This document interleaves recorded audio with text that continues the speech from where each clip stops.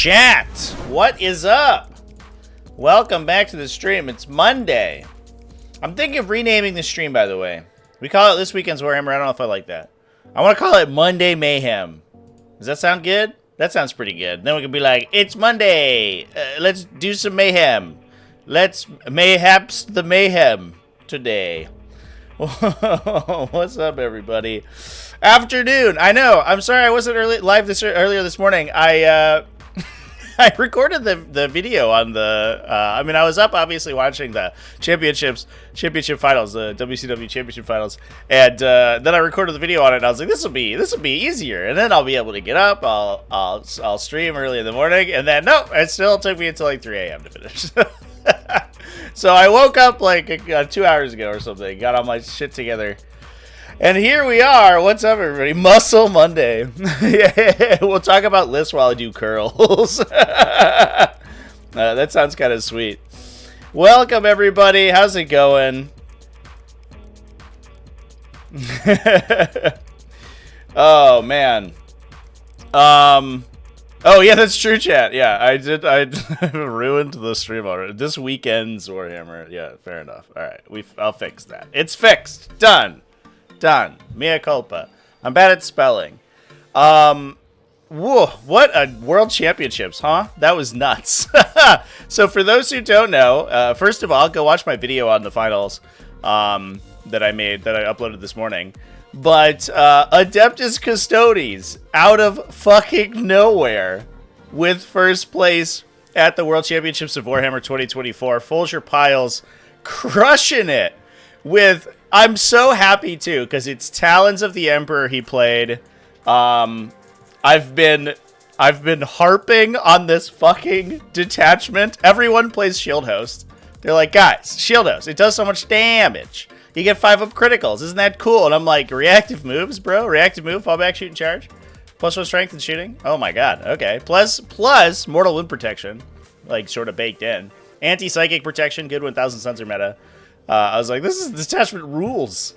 And Folger Piles, he is doing the Emperor's work over here, killing it with Adeptus Custodes.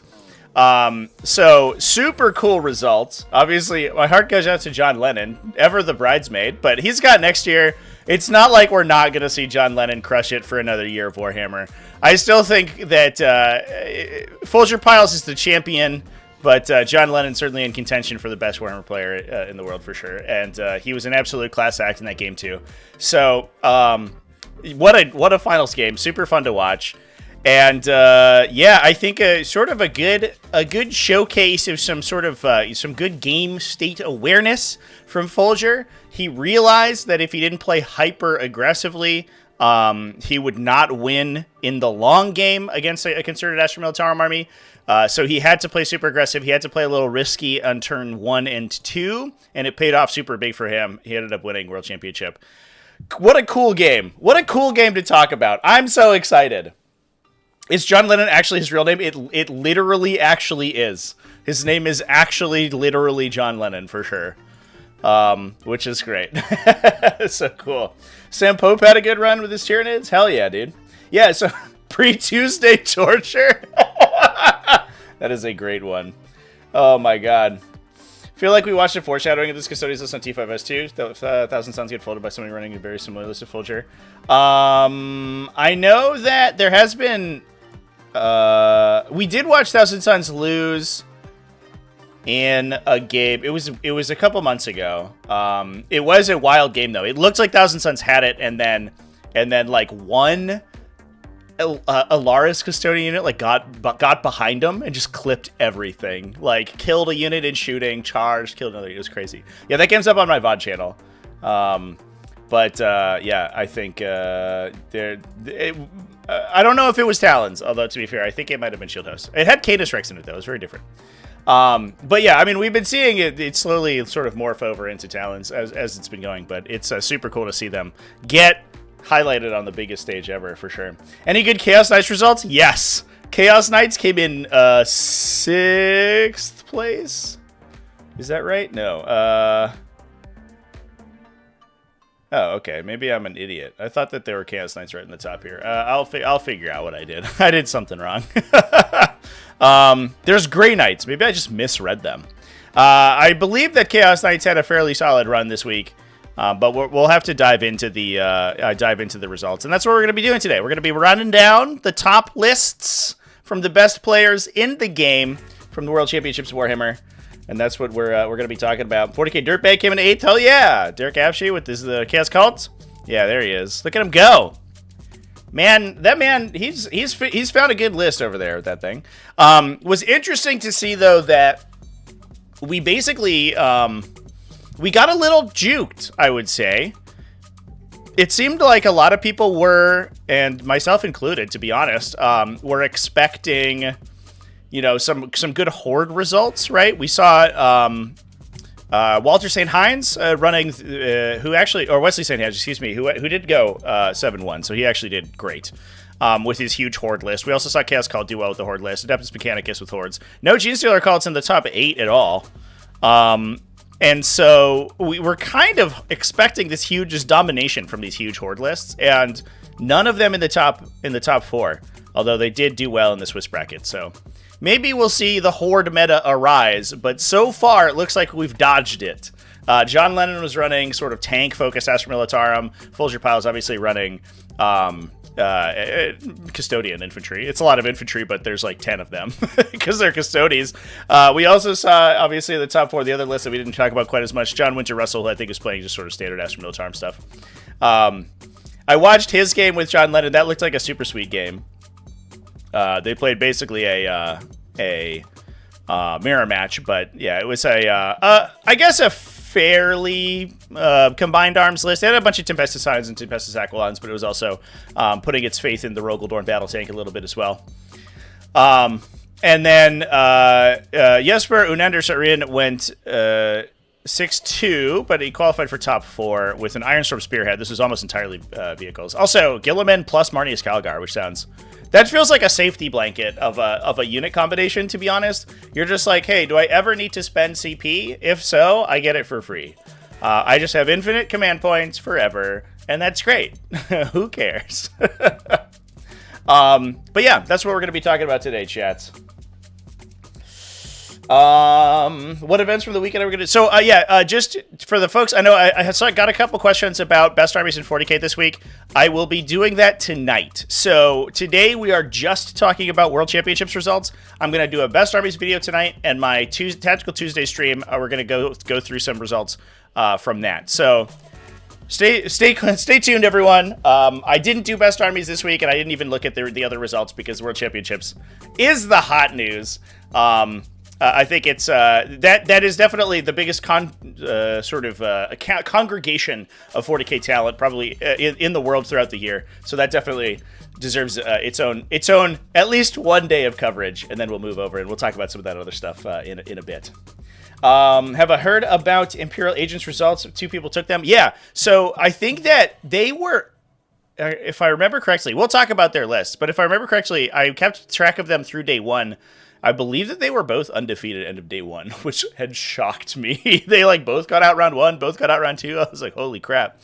We'll see where they ended up, because that is incredibly impressive.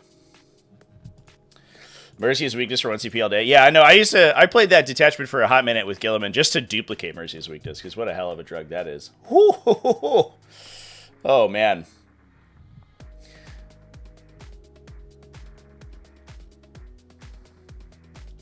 All right, chat. Let's dive in. Let's talk about it. Yeah, let's talk about some frickin' lists. So I think that there has been enough discourse, in my opinion, on the top 2. And obviously, if you want to hear about the winning list, I have a whole 22-minute video about it. And John Lennon's list as well. We just discussed John Winter Russell's list momentarily. And I don't know how excited everyone is to talk about Astra Militarum right now, especially since they're probably going to get changed, at least with their Tempestus Scions, or, Tempestus Aquilons. I would like to talk about definitely this Ultramarine list that we just touched on momentarily. Ranchen, thanks for the super chat, by the way. I hope it goes through. Actually, also, my chat isn't working, apparently.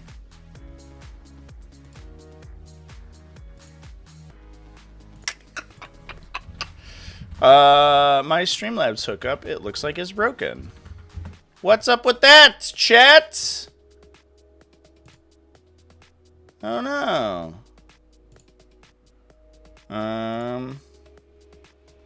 Yeah, I don't know why. Also, my chat isn't showing up. Yucky.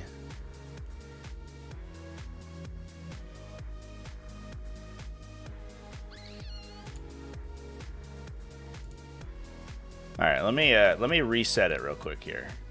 Hopefully that will let it come through.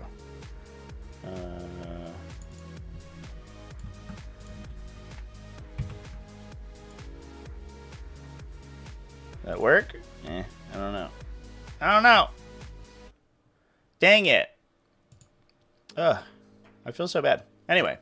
At the end of day one, Siegler's doing amazing with Admech. Can we look at what caused his fall? I think John Lennon did.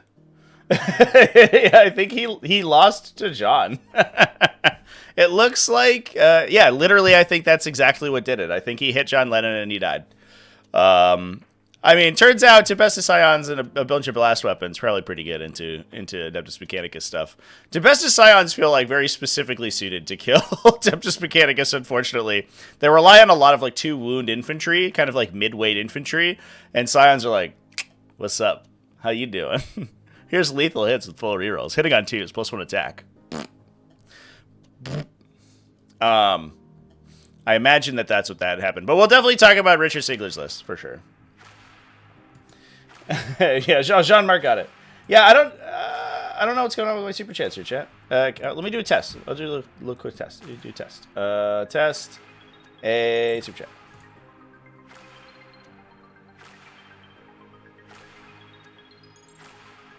It's just dead. What the fuck?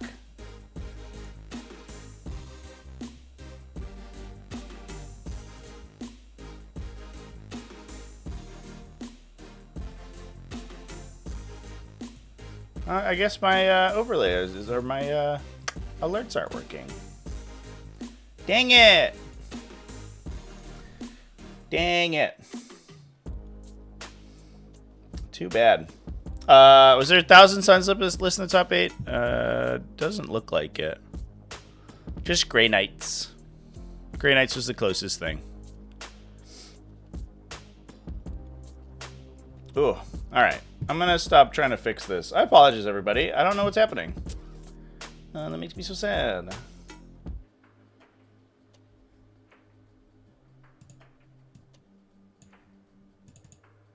Maybe I'll refresh it.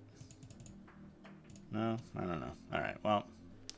That's unfortunate. Streamlabs just seems like it's just dead. Okay. Sag. Thank you for the super chat anyway. Yeah, that sucks. Let me reset my chat too real quick. Just to see if that works.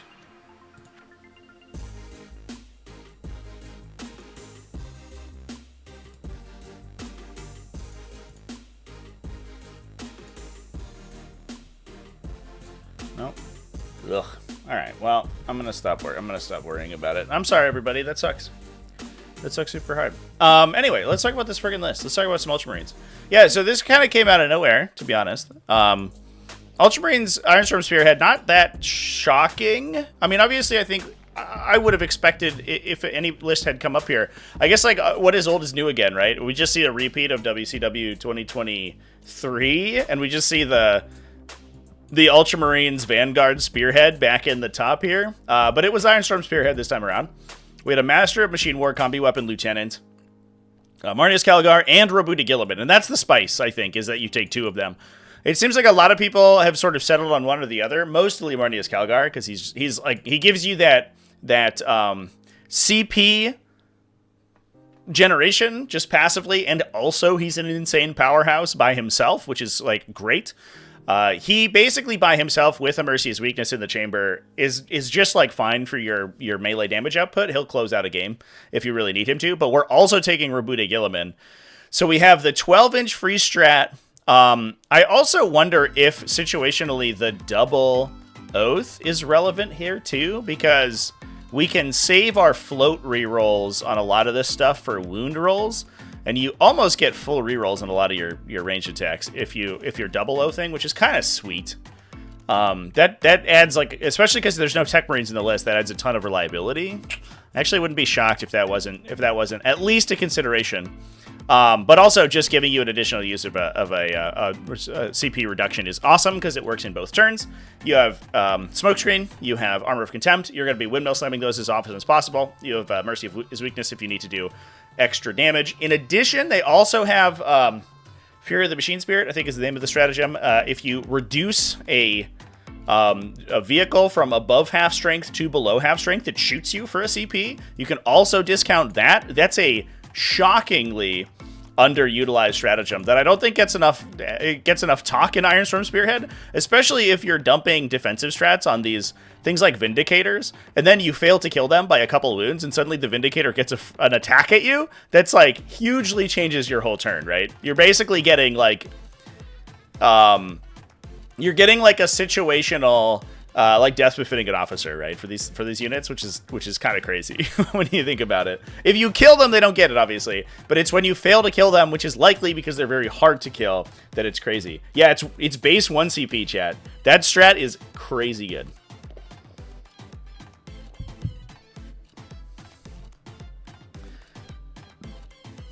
Bobby's Iron Giants.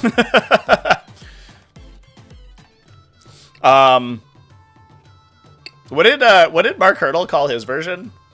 It was like Gilliman's motor pool or something like that. Like Gilliman's motorcade, I think. But yeah, we're running triple Ballistus Dreadnoughts. Obviously, as people are pointing out, these guys get kind of an oath, a pseudo oath built in. The nice thing here is that, especially sort of late game, as you want to be dumping oath of moment on the thing that you're going to punch in melee, which especially works, assuming that you are Mercy's weaknessing Marnius Calgar's unit so that they also can fish for sustained hits. Because that unit just, generally speaking, hits on 2s with all of its relevant attacks.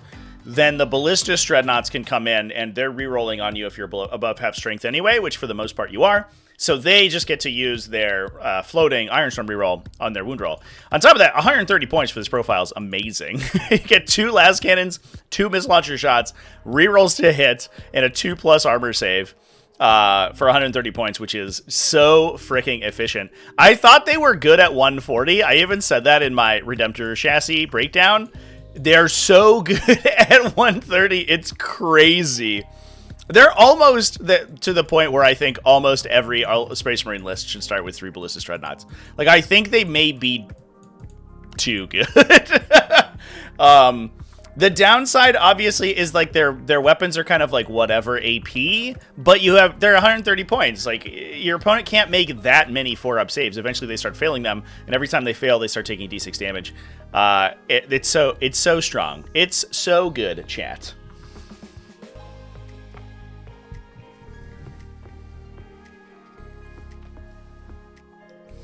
Vindicator's not impossible to stand out of range. Yeah, it's difficult though. Especially where, like, this list is only going to be presenting you Vindicators if they are in an aggressive position, generally speaking, right? It's going to be rare that you're attacking a Vindicator that's on the totally cross the table from you, you know what I mean? Because the army wants to be running those Vindicators up, using the strat discounts to dump defensive stratagems on them and force you to pour all this shooting into them. Which generally speaking, especially on the 10th edition, the Prime Nexus layouts that we have right now, generally speaking means that in order to engage with them, you're also going to need to be fairly close. 24-inch range is actually kind of very difficult to dodge. There are ways to get around it though, like you can hit them with lone operatives and stuff they can't retarget. Death Jesters and stuff are great at that because they're only T11, so even little strength 6 attacks would be winning them on 5s. We have a company hero squad. These guys also pretty solid. It's kind of interesting how much more efficient they feel with the bolt rifle and the mastercrafted bolter with a floating reroll. Doesn't feel that great in melee, to be honest. But the floating reroll on either the hit roll or the wound roll for the heavy bolter is awesome because it sustained hits too. So if they convert a 6 here, that gun goes absolutely nuts, which feels pretty nice. But also, you need a cheap attachment for Marneus Calgar, and Company Heroes are just the easiest one. He's already difficult to kill, since he brings with him 2+ save, 4+ invulnerable save guys.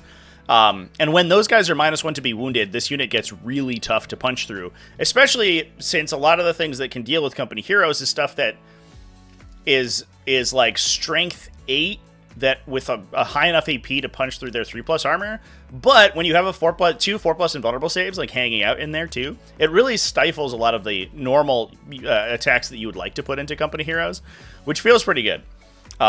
It allows you to take those heavy anti-tank shots and not just lose heroes models, which is kind of huge. We have a Gladiator Lancer for some long-range shooting, 1 Infiltrator Squad to protect the backline objective, Scouts for utility, triple Vindicators, Calidus Assassin as well. So straightforward. I love it. The other thing, too, here is that... So we have 2 options for bodyguards for Rabuda Gilliman. The Combi Weapon Lieutenant is good with it. He's probably going to be kind of in the brick, because he wants to start the turn within 6 inches of his vehicles in order to point Master of Machine War at somebody to give them advance and shoot, or fall back and shoot, which means that he's likely to be in the same area that Rabuda Gilliman wants to stand in. In addition, on the turn that they're committing, Gilliman can also chill near Marneus Calgar's unit, and as I just talked about, the 4 Company Heroes plus the 2 Victrix Honor Guard is a hell of a lot to punch through, not to mention the fact that you also have to kill Marneus Calgar if he's able to hold a Victrix in reserve without assigning saves to it. He'll get a 4+ Feel No Pain once the Company Heroes are dead. So this unit's super tough to kill. It's almost impossible to get rid of Gilliman's bodyguard before he's committed, even if he's playing really aggressively with Calgar. And we did see Jesper play them like super up in the front, which was actually awesome. So you could play these Vindicators way up in the middle of the table, like, forcing your opponent to commit to you on primary, which is all Space Marines want to do. They want to play the straight up fight, and basically like 6 inches behind them are these 2 like powerhouse melee characters who are just going to counterpunch and kill you, which was cool. It was a cool list.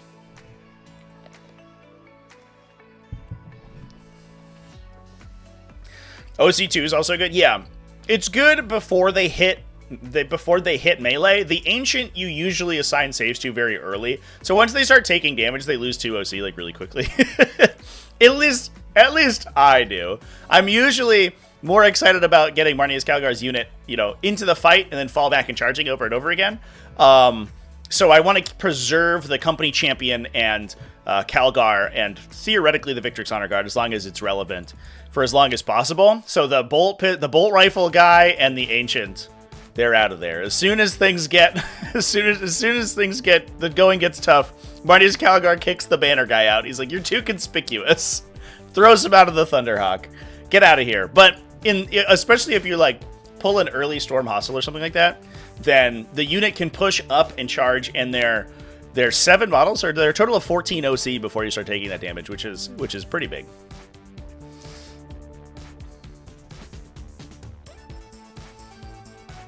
"16 power sword attacks." Yeah, 16 power sword attacks plus Marneus Calgar in there, and you can hit them with sustained hits, even though they're not a vehicle. They don't get the enhanced bonus of Mercy's weakness, but it is still a synergy within the detachment too. Yeah. So I mean, let's be real. Awesome to see Ultramarines like not Vanguard Spearhead doing well. What a cool list. Unfortunately, it seemed like it met, I guess Fulcher Piles did beat it pretty handily. He was basically able to just out-OC it, is what it looked like. That game got streamed, I want to say that game got streamed on Lavasta Horrors on yesterday. But you can go back and watch that game, and I think he just sort of pushed it out on primary, but then I guess he ran into Astra Militarum.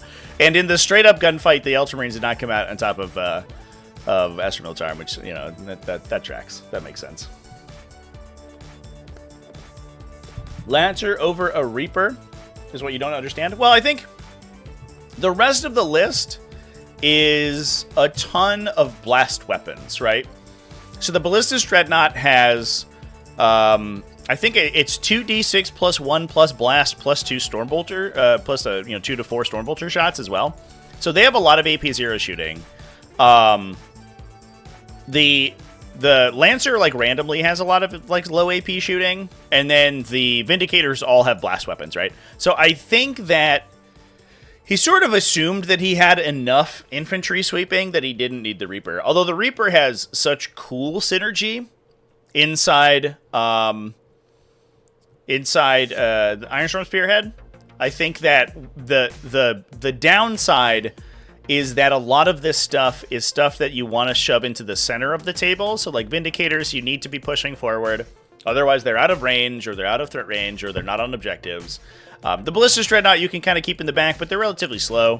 And a lot of times you want to play them a little aggressively to use their 2+ save. So what we want is this Gladiator Lancer that can poke really far.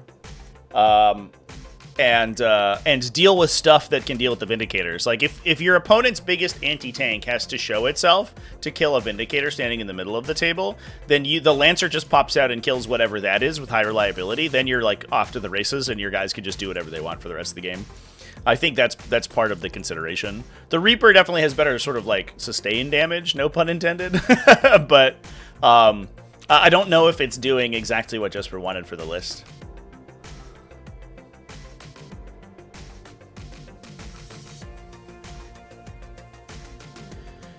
Umberto lost a tournament yesterday. Won second round with World Eaters. LOS memeless. Lord of Skulls? Fuck yeah, dude. Love a good Lord of Skulls. World Eaters need to bring more guns. I'll die on that hill. The Lord of Skulls is some of the best guns in that whole super faction. Let's talk about Marco Santopadre from Italy, running Teleport Strike Force from Grey Knights. Ooh, look at this. So it's a Sigil of Exogen's Grandmaster plus Kaldor Drago. 20 Brotherhood Terminators. Let's go. Double strikes, 3 Nemesis Dreadknights, 1 Inquisitor. That's interesting. Does the Inquisitor mayhap join into the strike squad? I feel like we had this discussion earlier, and I don't remember what the result was. I think he strips Scout from them, right? Which is like kind of an anti-synergy. So he might just be chilling. He's 55 points, but you get like strat discount. I don't know. You're definitely not attaching the characters though. Like that seems pretty locked in. Those guys kind of need to be in units. Yeah, I don't believe that I think he takes their Scout away. But maybe that's fine. You get a you get a discounted Armor of Contempt on the unit he joins into, and you get a 6+ invuln, is that right? No. Not if he takes the Psychic weapon, which he is. Okay, just kidding. Or you could just have him as a little dude who runs around, which is like probably fine for a little dude who runs around. You're not really giving up Assassination. He's a pretty good utility unit. I think he's basically cheaper than anything in the Grey Knight Codex, besides Servitors maybe. But if you have the extra points, you're like, well, I might as well get a dude with a torrent, a devastating wound torrent weapon for an extra like 10 points or whatever.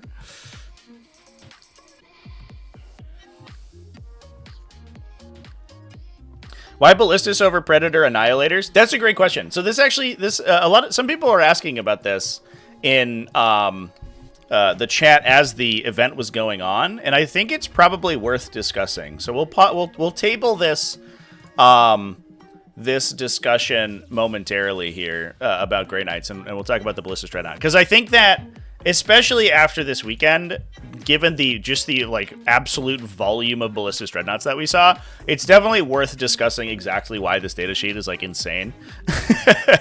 So first of all, it's around the same points value, and you get you basically just transpose your damage output, right? It essentially just trades its top turret gun for crack missile launcher. So if you're comparing it to a Predator Destructor, which I imagine is the comparison, Predator Annihilators are lower attack volume, and easier to kill. Predator Annihilators like kind of just don't really hold a candle to Ballistic Dreadnoughts, unfortunately. They just get their like cute reroll ones thing. But if you compare it to the Predator Destructor, you're basically just transposing the damage. You lose like the Hunter Killer Missile, which is kind of whatever, but you trade the 6 anti-infantry shots, like the anti-heavy infantry shots, for 2 strength 10 AP 2 d6 damage. So you're punching your AP up, and you have a higher damage potential. The big difference here is that you are significantly harder to kill, right? You're a little slower, but significantly harder to kill. You're, I believe that the Predator's only cut at 11, right? So you're up a whole wound and up a pip of save. I've lost Predators. Here's a Ball Predator. That's close enough. Yeah, they're only 11 wounds and a 3+ save. So you gain +1 save, +1 wound, +1 OC for 2 inches of movement. And then you trade whatever other your special ability is for basically like a baked-in hit reroll. The Ballistic Dreadnought hit reroll ability, this Ballistic Strike, is super wide open. A lot of times you'll see abilities like this that are like rerolls against enemies that are at full strength or something like that. This is simply not below half. So as long as you haven't either killed more than half of the models in the unit or done more than half of their damage, the Ballistic Dreadnought is ruling everything. That typically means that you'll get this all the time, because theoretically, by the point that you have driven your target to below half strength, the Ballistic Dreadnought's like one-tapping them anyway. So for basically the same cost, you get a slightly lower attack volume, but at way higher reliability, because way more often you're getting hit rerolls, and you're harder to kill, and you're higher OC. So there's the only like real argument for Predators right now is like their movement characteristic, maybe, and maybe their capacity to kill heavy infantry. But even then, it's like it's fine. It's only AP 2, and it requires you to be close to your opponent, whereas the Ballistis is firing at 48 with everything. So the Ballistic Dreadnought, now that they're cheaper, thanks to the October update, I think just basically wins out against all the Predator chassis all the time. Yeah. So that's I think a very important thing to consider. When you're talking about Space Marines right now, the Ballistic Dreadnought has sort of moved to being a staple unit. I think that most Space Marine lists we'll see in the future will run Ballistic Dreadnoughts. And I think that they were good previously. They were just like they were in the conversation with Predators, right? But Predators were better, like you were more spammable. But now that Ballistic Dreadnoughts are more efficient than they are, they basically just won out, I think. Annihilator leads like the Eradicator role, yeah. Yeah, I would like to see Annihilators, or like Predators in general, be a little bit more high impact. It's weird that they're spammable right now. It like doesn't feel right. I don't know. But they're also like a little tiny firstborn tank, so I don't know how like thematically appropriate that is. They're in a strange spot for sure. They used to be in the conversation with Gladiator Lancers. Yeah. Yeah, it used to be a question of the Lancer or the Ballistis. And the Ballistis was cheaper, but the Lancer was like way higher reliability, so it usually won out. And now there's just like they're just different units. For sure. That's a good point out, Travis. Yeah, for sure. All right. Oh, we were talking about this Inquisitor. Did I close my Inquisitor datasheet? I did. I'm so smart. But I have a sneaking suspicion this Inquisitor just ran around by himself, to be honest. He could jump in with the strike squad, but I feel like he probably is just chilling. He's shooting people with his cool psychic gun, and then he's completing some secondaries, and he's just a little utility guy. For 55 points, that seems pretty fine. The scary part is if you have a bunch of characters and your opponent starts like locking in fixed secondaries. You never want to give like Astra Militarum the opportunity to get fixed secondaries, for example. But if you only have 2 other characters, this seems fine. Triple Nemesis Dread Knight. So we have a good baseline of shooting, but we're not spamming them, which I think is the correct place for the Nemesis Dread Knight to be, especially because these guys are much faster. And we're sort of hoping that, especially the Grandmaster Brotherhood Terminator squad is like where a lot of our damage ends up coming, because it has that ignore modifiers effect, right? And then with Sigil of Excellence as well. So this guy can sort of like jump into the middle of the table, incinerate or something. It has 3 incinerators in the unit, which is fine. You know, potentially force a charge out, but also just sort of be completing stuff. If you shoot at it, it's going to sigil. If you try to go to charge it, it's going to teleport away. It's going to miss some Deimos. And then you have Kaldor Drago coming in to hammer you too. Plus the ridiculous amount of OC that these units are packing, right? 33 or 32 apiece with the Ancient banner in there is nuts. Super nuts. This list is cool as hell. This is the platonic ideal of a Grey Knights list. A bunch of, like, super, super scary Terminators, like, with a couple Strike Marines backing them up, and then some Nemesis Dread Knights. I love it. I love it, chat! I think this is where Grey Knights want to be.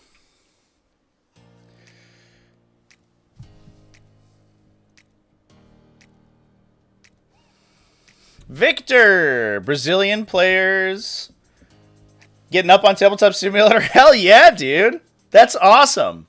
I hope you guys are having a good time with it. Glad to hear the videos are helping you out.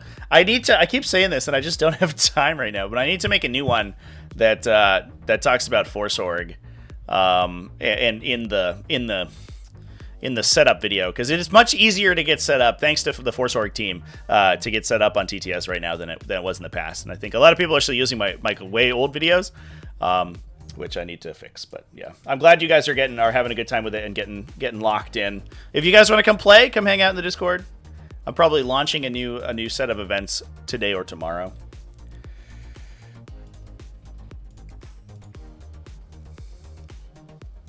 First Keeper Secrets, how did the War Dog allies do? Currently magnetizing Brigand Carnivore to Slaanesh Demon's army. Oh, dude, they're fucking... The War Dog Brigand datasheet is a trip, dude. Whoever wrote that is a silly goober because War Dog Brigands are so good. They're so good. I think that importantly, there is some kind of like inbuilt synergy between Great Unclean Ones and Jester broadly at everything with a gun ever. So they particularly, like War Dog Brigands particularly benefit from armies with Great Unclean Ones, I think, because you can drop toughness, which changes like a ton of breakpoints, like T12, which demons tend to struggle with unless you are a Bloodthirster or Shalaxi Hellbane, basically. So they have a tough time with that at range. You cut to T11, which just gives most guns in their army +1 to wound against them, including War Dog Brigands. So that's a huge thing. Plus you can drop like T7 down to T6, which is another big breakpoint for them. T6 drops to T5, which is good for their chain gun. So there's a lot of synergy in there. I would say that they're particularly good in armies with a Guo. It's not necessary though. I mean, War Dog Brigands are just like a self-contained package. They run themselves. They shoot fucking insanely hard. That data sheet's nuts. What a silly data sheet for someone to have written. D6 plus 4 damage, chat. What is happening? Richard Siegler. Richard Siegler came 7th. Yeah, losing only in a team kill, an Art of War team kill to John Lennon. Unfortunate. Unfortunate. We did talk about his list previously. When we discussed lists last week. It's a Skitarii Hunter cohort, but as we talked about, it has a bunch of shooting in it. So it's not just focused entirely on jamming your opponent up, which is probably good if we're expecting, and I imagine, since John Lennon was playing them, I imagine Art of War was expecting Astra Militarum to be like a big contender, and clearly they were, as we look at all these Astra Militarum players hanging out. It's harder to jam that army because they have Tempestus Aquilons that can hop in anyway. They don't really care as much about forward momentum because they'll just like sandpaper off your front line, and if you give them the opportunity to, also your back line, and then just stand there. Obviously, you can try to outscore them, but it gets tough once the like OC3 infantry start getting involved. So I imagine that we were just focusing on trying to kill the that frontline stuff from far away, and then being able to jam up and engage the battle tanks later on. We have a Marshal with Battlesphere uplink, so the move after shooting. 2 Techno-Archaeologists to protect the backline. Rangers, Vanguard, more Vanguard. A Dune Rider, so that's likely to set up the Battlesphere uplink sort of chain, where you shoot, jump in the transport, jump out again, next turn, get fire supported, shoot with full rerolls again. It's very reliable and easily replicatable. Double Dune Crawlers. With the Phosphor Blasters, it was the interesting thing we were talking about yesterday. That's the 2 damage, ignore cover, 12-shot gun, which is just an immense amount of very high reliability shooting. Plus a bunch of Tyraxi, 25 Skystalkers, plus 10 Sterilizers, 2 units of Infiltrators to muck up the midboard, and 3 Scorpius Disintegrators, yeah. So we're basically like using the Phosphor Blasters plus all these Scorpius Disintegrators. They're going to sit back and hammer down your opponent. You're going to use Tyraxi Skystalkers and their ability to double move, to like jump in, shoot, move again, steal objectives, and prevent your opponent from moving forward. And then you can keep hammering them with the Unotter Dune Crawlers. Works less good if your opponent shoots you back, but obviously Mechanicus stuff is like hard enough to kill. That's probably not the end of the world.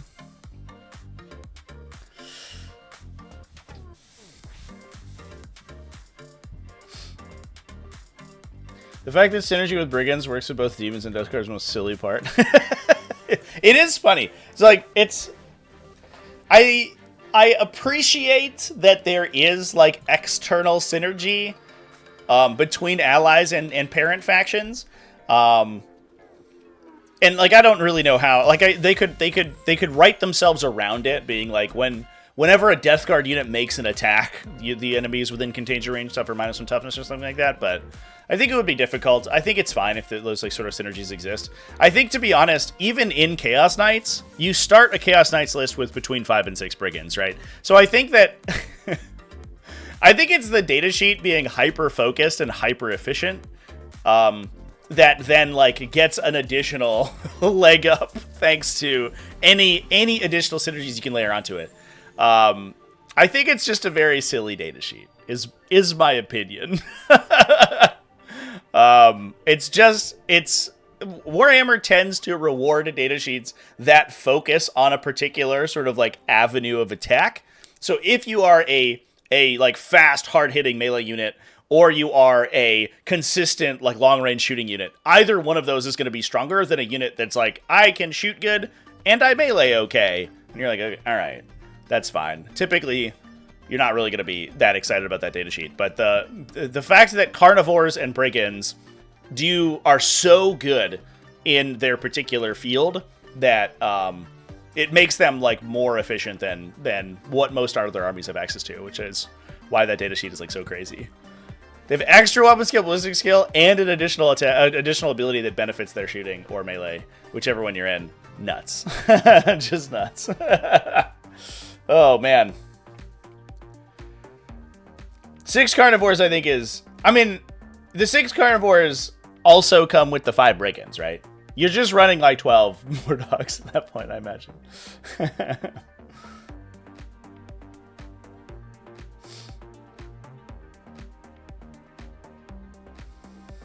If Brigands were not a thing, Chaos Knights would not see any kind of play. Yeah, I mean, you're not wrong. And I think it's a little bit of a parasitic datasheet because it is so... it's like so integral to Chaos Knights that they're basically like have hung their hat on it, right? It ends up being like sort of all you can play, which is, you know, it is what it is. I wish that Chaos Knights had better other data sheets. Like, I wish that their faction did other things rather than just making War Dog Brigands really efficient and taking them a bunch. But that's not the universe we live in. Maybe once they get their codex, we'll see a little bit more datasheet variety. And like, who knows? Maybe they get an insane detachment in this new December like shake-up game. You know, just like 10th edition 2.0 re-release that we're like looking at getting. That makes their big nights good. I would hope for something like that. That'd be cool, but we'll see. All right, so let's talk about some Tyranids, chat. Sam Pope over here. We did talk about, it's interesting, I mean, I guess we did focus on strong players, but a lot of these players that we're discussing right now are, that we also talked about last week, but that's largely because we're hoping that they would do well, and so far, they have not disappointed.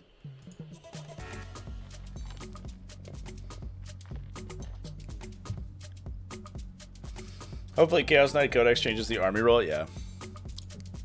And to be honest, it sounds like December might be a huge shakeup. Like, we could just see them balance data slate it. I don't know how much we would be expecting that, because I think Chaos Knights are like right on the cusp of being just fine. It's just unfortunate that they're a mono faction and that they only have a single list.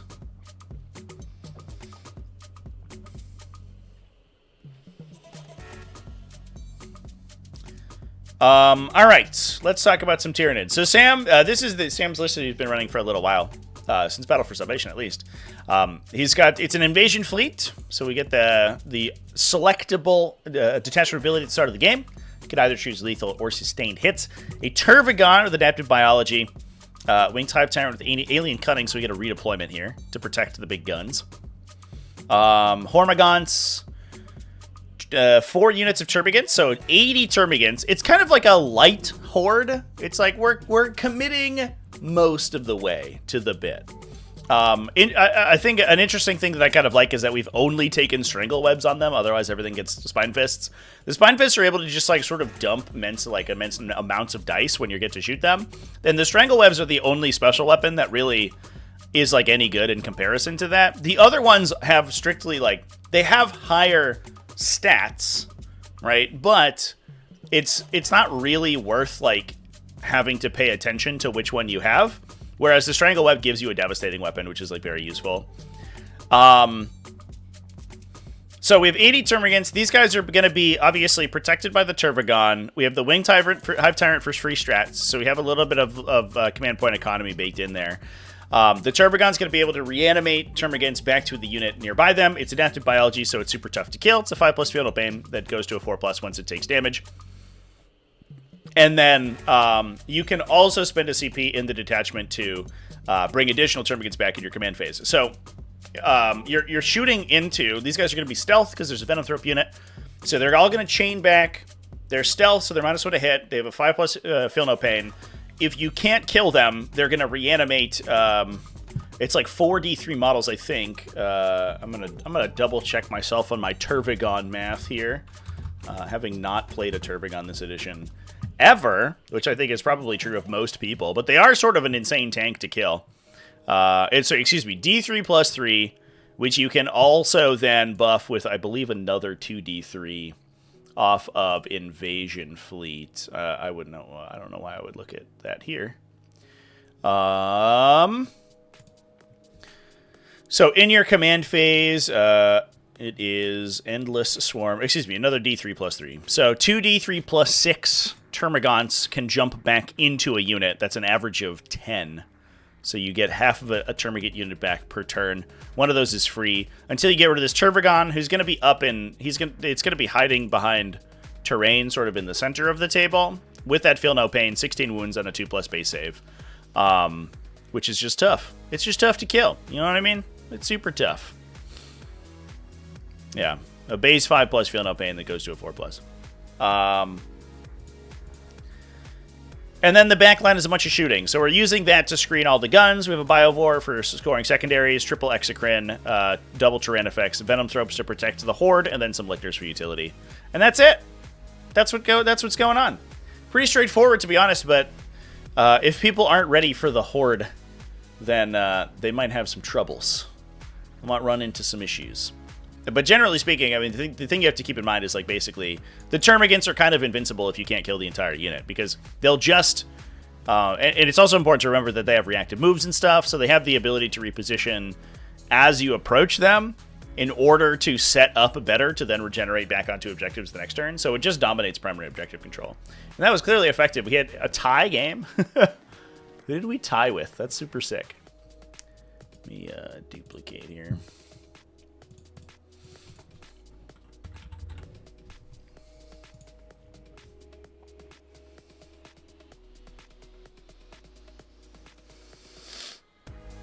They used to spawn a unit of 10 guns? God, I can't remember. It was really dumb. I think it was once per game they could spawn a unit of 10 gaunts, or if they didn't that turn, then they could spawn like 2d6. Here's old Turbogon rules. But also, like, your Termagants were just like a fucking nightmare to kill in 9th edition. 9th edition was a trip, man. It was... Oh yeah, they give Termagants +1 to hit. Yeah, once per battle, you can spawn a new set of Termagants. 10 of them with Flesh Borers. It doesn't cost reinforcement points. And then 2d6 came back within 6 inches. Or 2d6 came back within 6 inches. And I think there was another way to buff that, if I remember correctly. There might have been a stratagem or something. I can't remember, chat. There are too many stratagems in 9th edition. Look at all this shit. Oh my god. Sudden pounce. You could sudden pounce. Of course. But you could stack psychic powers on them back in the day. So that they still got like cover and -1 to be hit from Venom Thropes. So they were still stealth, and then they were 5+ invuln from the Zoanthrope ability, and oh, it was Alex McDougall. That's hilarious. The Tyranid mirror, the Tyranid like extraordinaire mirror, went to an 87/87 draw. That's fucking legendary. And then you could also stack the Feel No Pain from Catalyst as well. And Tyranids basically automatically cast all their psychic powers. They were so reliable. So that unit was just like a fucking nightmare. I remember I won a tournament just by like sitting 20 Termagants in the center of the table and then having my opponent fail to kill them every turn.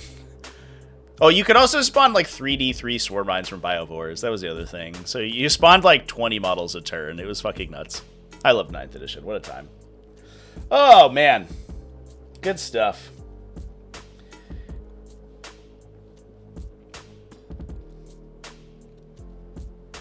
Zarzu, thanks for the kind words. Glad you enjoy the content, dude. Appreciate you, buddy.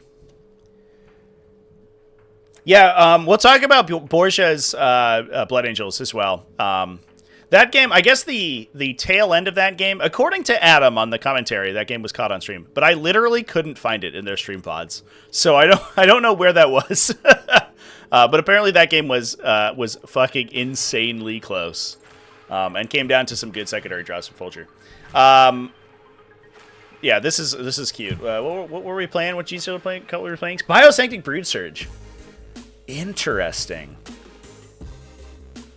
So I think, and I think that this is generally accepted by the Gene Stealer cult community, but I believe that Tyranids are generally accepted to be one of the tougher matchups for GSE, which is kind of interesting. They have a ton of like multi-damage blast weapons, so sort of Abominant and Aberrant bricks aren't particularly reliable against them. They also have a lot of just like passive infantry sweeping. They're very good at killing infantry, especially because if your list is almost entirely infantry, they'll just windmill slam their sustained hits, and their whole army will benefit from it all the time. I do think that Tyranids probably start to lose ground again if you can continuously regenerate units back to the table. But the Biosanctic Brood Surge in particular feels like it could struggle with the Termagant units.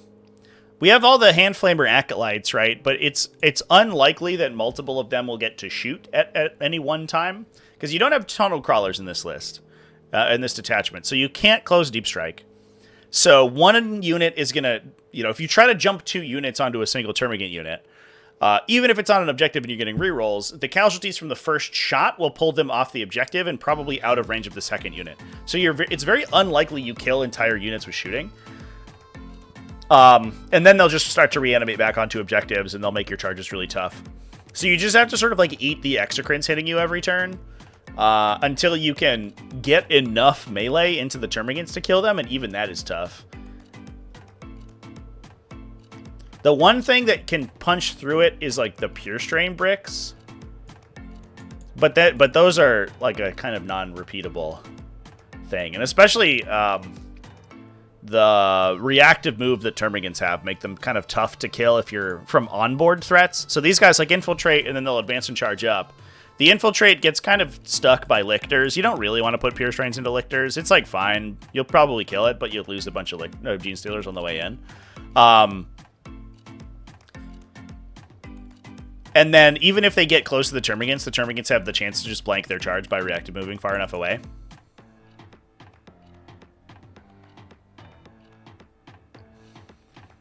So I think that the Termagants feel like they become kind of a problem for this list, which feels kind of strange, but it's a very particular... You need a very particular type of damage output to kill them. You need like high reliability, super high volume, like one activation kills, so that they don't just pull out of line of sight and then regenerate back. So you need like Aggressor Bricks or Einhir Hearthguard or like Aquilon Terminators, but even then they don't get rerolls. So it's like very, very particular. And Gene Stealer cards don't have those. So I could see the Gene Stealer cards probably have the sustain to eventually get through that, but it probably takes enough time that it becomes this like slog. That's super interesting. What a cool result.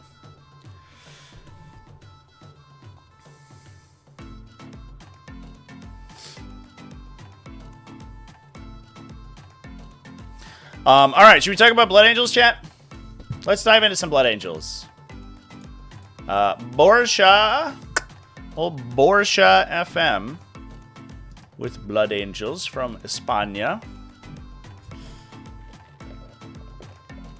Rocking some Liberator Assault group. I think as we determined last week, every single Blood Angels player brought Liberator. Which, to be fair, it's a really good detachment, but it made me sad. We didn't see any cool Death Company lists. I'm holding out hope for that cool Death Company detachment, but all Liberator Assault group all the time today. I actually it won its first 2 games, and it did get played on stream. So the Harridan list, which people are asking about, I don't know where it ended up. I know it started strong, but we'll have to take a peek of where it ended up going. It looked pretty sweet on stream. Just the Harridan, just like Scraw, like running back and forth on the back line. Do I have my Harridan emote? I think I do. Oh no, not on this. I have it on this source apparently. Look at him go. Scraw! Yeah, we'll talk about him in a sec.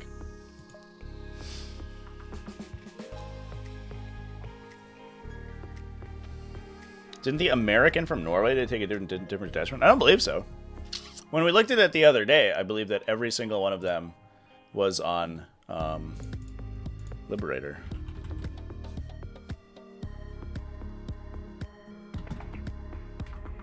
I don't know if I'm going to look at every single list yet. Again. If somebody found a different detachment, then let me know. But I think that everyone was rocking Liberator. It's a very American Harridan. Yeah. It wins the first 2 games, everyone's like, what's happening? Yeah. I think people were just totally unprepared, right? Because you rock up and you're like, hey, what's up? This is my army. Half of it's in reserve. Turn 1, there's a Harridan here. I'm going to kill that Land Raider. And your opponent's like, oh. I didn't bring enough rail guns for this situation. It definitely feels like the game plan... Like, I think the Harridan does enough damage that it, like, sort of makes its utility back over the course. But since it doesn't hold objectives, the game plans just kill everything else. It is Vanguard, so it's hard to do that, but, like, it didn't have a ton of sort of CP addition and stuff, so... I think you could just, like, sort of outscale the stuff on the ground, and then the Harridan's just chilling, but... it's pretty cool. Ill-tempered Fireblade always bringing up railguns? Yeah. You just gotta hope that the Harridan, like, rocks in and then one-taps 2 hammerheads. And 1 with each gun. Let's go. Bam, bam. And then you fail on one of them because it has no rerolls, and then you want to cry. and then it takes 20 damage from railguns immediately. The big thing is, though, that you can't shoot it on turn 1. There's no way to shoot it if it goes second, it literally just blanks an entire round of shooting from you, which is kind of cool. And it might even do that if it goes first and just strategic reserve it the normal way on turn 2 if it doesn't have anything good to do. All right, let's talk about this list. I've been edging the Blood Angels players for too long. We'll talk about the Harridan next. All right, it's a jump back captain with speed of the Primarch, so fight first. Another jump back captain with Rage Field Warrior, so that's the extra sustained hits 3. It's so interesting to see these on the jump captains, though, to be fair. Speed of the Primarch is pretty cute because it gives you a little bit of recourse after you get charged. The downside for Blood Angels is always the second round of combat, right? When they're so fast and they hit so hard that when they come in, it rules, and they feel like they're ungodly powerful. And then your opponent goes like, okay, my turn, and then they charge you, and it feels so much worse because they lose all their strength bonuses. Like they don't fight first. Their defensive stats are fine, but the speed of the Primarch gives you that like auto interrupt basically, which is going to be huge for the kickback there. We also have Chief Librarian Mephisto. Also, Sanguinor helps a lot too, but if you are not letting Sanguinor get into the stuff that's really important that he loves to get into, which is like medium infantry, then it gets tough. We've got triple assault intercessors with jump packs, double Baal predators, an infiltrator squad, and then triple sanguinary guard. So it's a big sixer. I don't know exactly where the characters would be attaching, but the captains are probably attaching into 2 of the Sanguinary Guard units. The interesting part, and I think we pointed this out last week when we were talking about this, is that there's a unit of Sanguinary Guard with no attachment, which is weird because they lose their bodyguard like defensive profile. So they just sort of chill. But I think that the point is that like their offensive output is good enough to justify their inclusion without any attached characters. They're just rocking like 4 or 5 2-damage melee attacks at relatively high strength. Is good enough that, you know, running around, they have the banner, so as long as that guy's alive, they're OC2. That they can still, you know, kick it just fine.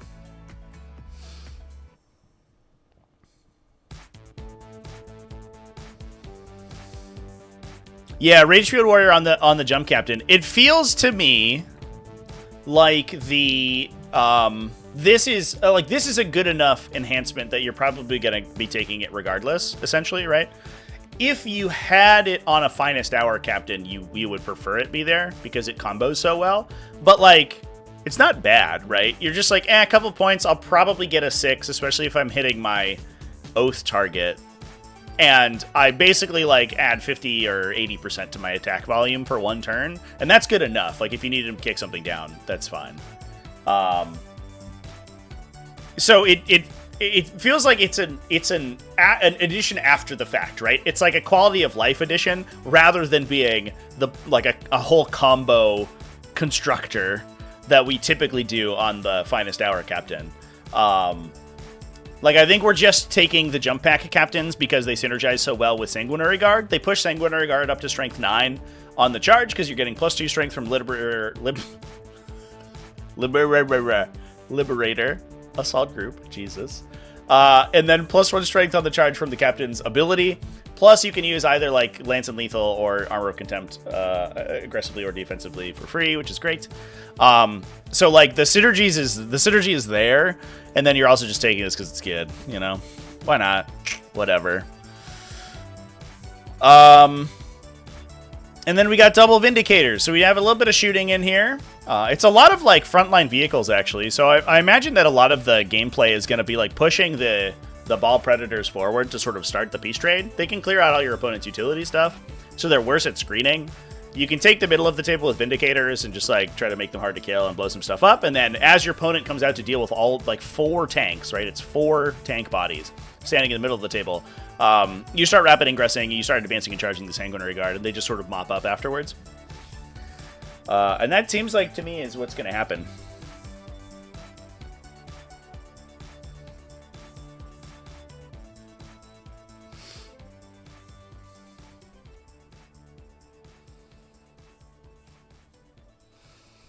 Oh, that's true, chat. Yeah, you can burn this strat for the bonus when you are charged. I actually like forgot about that. Yeah.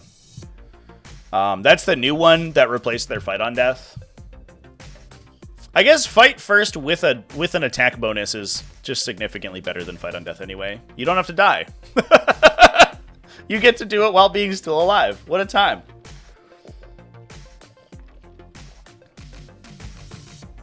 Opportunity cost of intercessors and impulsors, yeah. Well, yeah, I think, like, an intercessor squad, an assault intercessor squad is significantly less than a sanguinary guard squad. You have to get a way to get them into melee, which is a big deal. And to be fair, the Rage Field Warrior Finest Hour guy, like, honestly, I don't even know if he needs the assault intercessors. He's good in almost anything. Especially if you, like, lance him. Then he's just doing so... He's, like, attacking so many times that it's nuts. The rerolls are, like, make him go insane, but he's good almost any time, I think. But you still need a way to get him into melee. He hits so much harder, but he's so much slower that it's, like, almost not worth it. And you're not going to be jumping advance to charge on, like, a little infantryman. Who cares? Repulsor Executioner needs a Lancer's ability. I have always thought that. I don't like the bonus when your opponent is below like half strength. I think that the bonuses when you're targeting something at full strength, you have so much more control over when they activate. Whereas the Executioner feels like he's like kind of whatever. It sees more play interestingly because Ballistic Dreadnoughts are so strong right now. The gun line of Ballistic Dreadnoughts shoot you while you're above half strength to bring you below half strength so that the Executioner follows up. And you get a transport and a bunch of anti-infantry guns, so it's like nice. But like, you can just take a Lancer, honestly. and just be like full rerolling all the time anyway. It's weird. It's a weird data sheet because it feels like... I guess I just don't know really why they released the Lancer. It feels like it like overshadows the Executioner to such an extent that you're like, why does this thing exist? Why do these two things exist in the same ecosystem? They're the same unit. Corporate needs you to find the difference between these two pictures. They're the same picture, except one of them's 60 points more expensive. I don't know. I don't know, chat.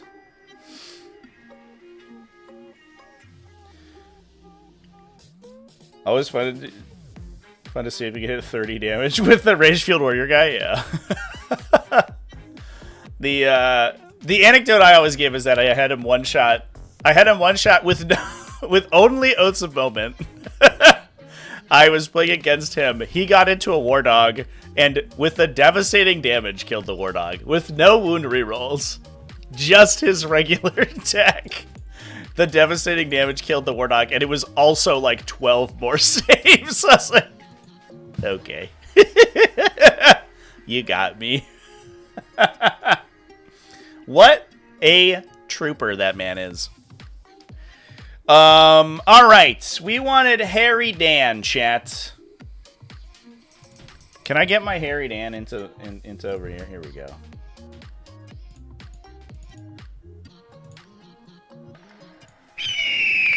Scraw! Let's make him full size. Scraw, scraw! All right. That was May. Jequin. 5-3. That's fine, right? That's it. You come out with a winning record off of the memeiest list at the tournament. Well, it's no all Dreadnought Custodes, but it's close. Let's look at the pairings real quick.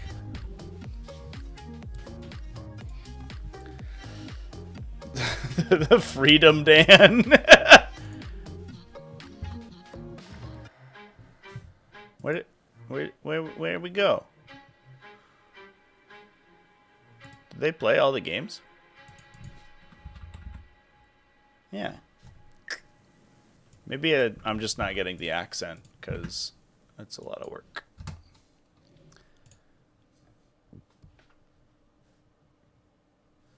Huh. Well, BCP's fucking up. Oh, there you go. Oh, shit. They played Casey. Casey's a local up here, actually. That feels... Oh, boy. Oh, boy. This is a thick, hyper thick Legion, I think. Oh, look. Whoa. This list is spicy, actually. I think Casey did okay, did 4-4, which is fine. That's honestly, like, hyper impressive at the World Championships. I would be... Were I to be thrust into this metagame, I'd be like, all right, we're going for one win. We're going to get the one W, and then it's fine. If I'm playing against exclusively people who have 1 GTs, we're going to try to get one in here. 4-4 is pretty good. Silent King, Spiders, Doom Scythes. Whoa, that is spicy. We talked about this previously though, right? Because the big benefit is that you can hyperphase them back to position, so you can always reorient them whenever you want them to. So you sort of like, you get all of the upsides of being an aircraft, but none of the downsides. The downside, I think, is that unfortunately, Doom Scythes don't hold a candle to the Harridan. It turns out your 230-point little like Death Ray guy, which is relatively short range if I remember correctly, right? It only shoots 24. Doom Scythe. Which I just talked about as being a long range for the Vindicator, but it's much different when you're an aircraft that doesn't care about line of sight.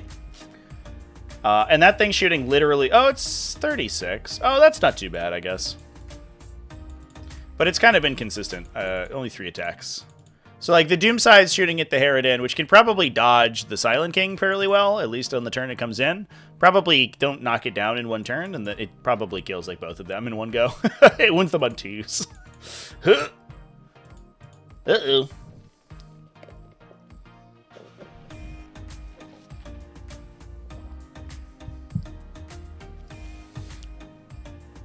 This is a spicy list, though.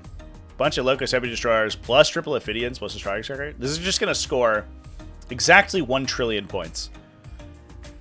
Interesting list. That's super cool. But yeah, the Harridan did pretty good.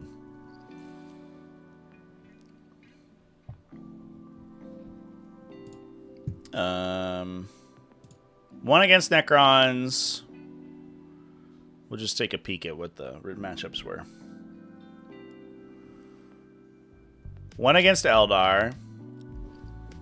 Aircraft do seem like a nightmare for Eldar.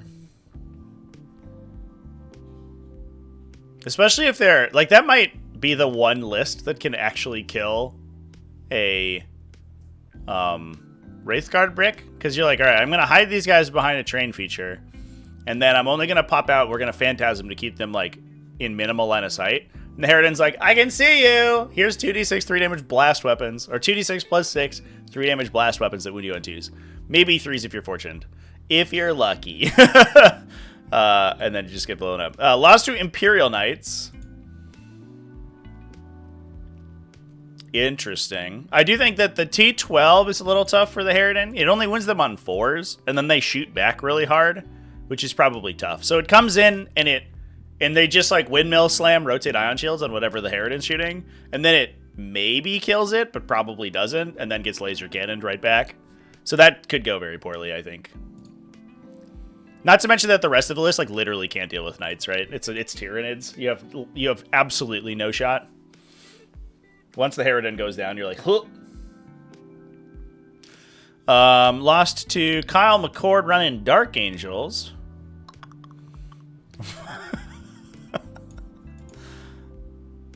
Ballista Dreadnoughts, Deathwing Knights, Impulsor Executioner, Double Vindicator. Might be a little bit of a threat overload. The Deathwing Knights are a little tough to deal with because the Harridan's kind of inconsistent in killing them. It has to convert 2 attacks to kill 1 model because they're -1 damage. And into a 4+ invulnerable save, it gets a little bit awkward. That looks like a close game, though.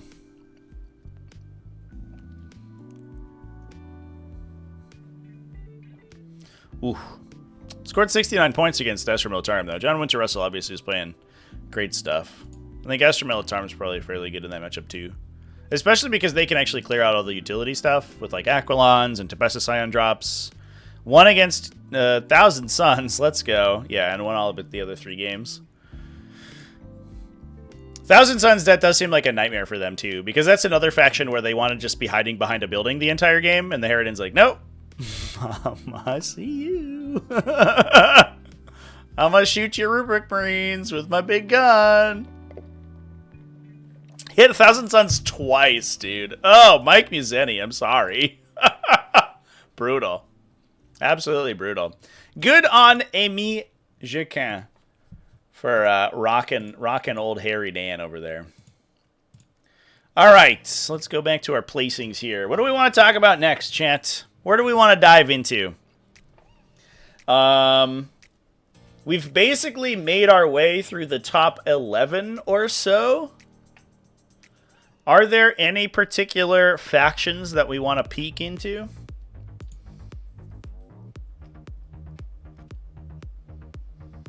If he's got Hydras, that's bad. Yeah, Hydras can help. They are a little, like, funky. They're anti-fly, but they're only AP1. I guess if you AP stack, it gets pretty bad.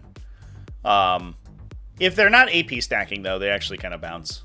But for sure, it'll be, like, overlapping fields, then probably Eradicated. And then they're AP3, and they actually just, like, rip 9 wounds off it every time.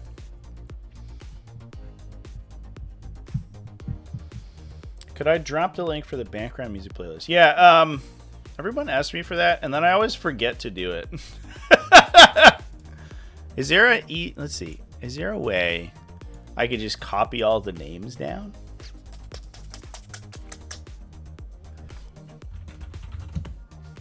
I wonder what happens if I go and just copy paste these into a Word document. The answer is nothing. All right, I'd have to go through and do it. I'm not going to transcribe them all now live on stream, but I will. I'll try to remember after the stream.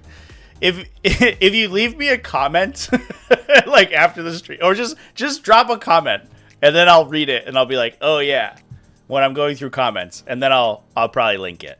I'll put it in my paste bin when I get an opportunity to, because I should fucking absolutely do that. It is like heinous that I haven't put them together yet. But I always forget. Do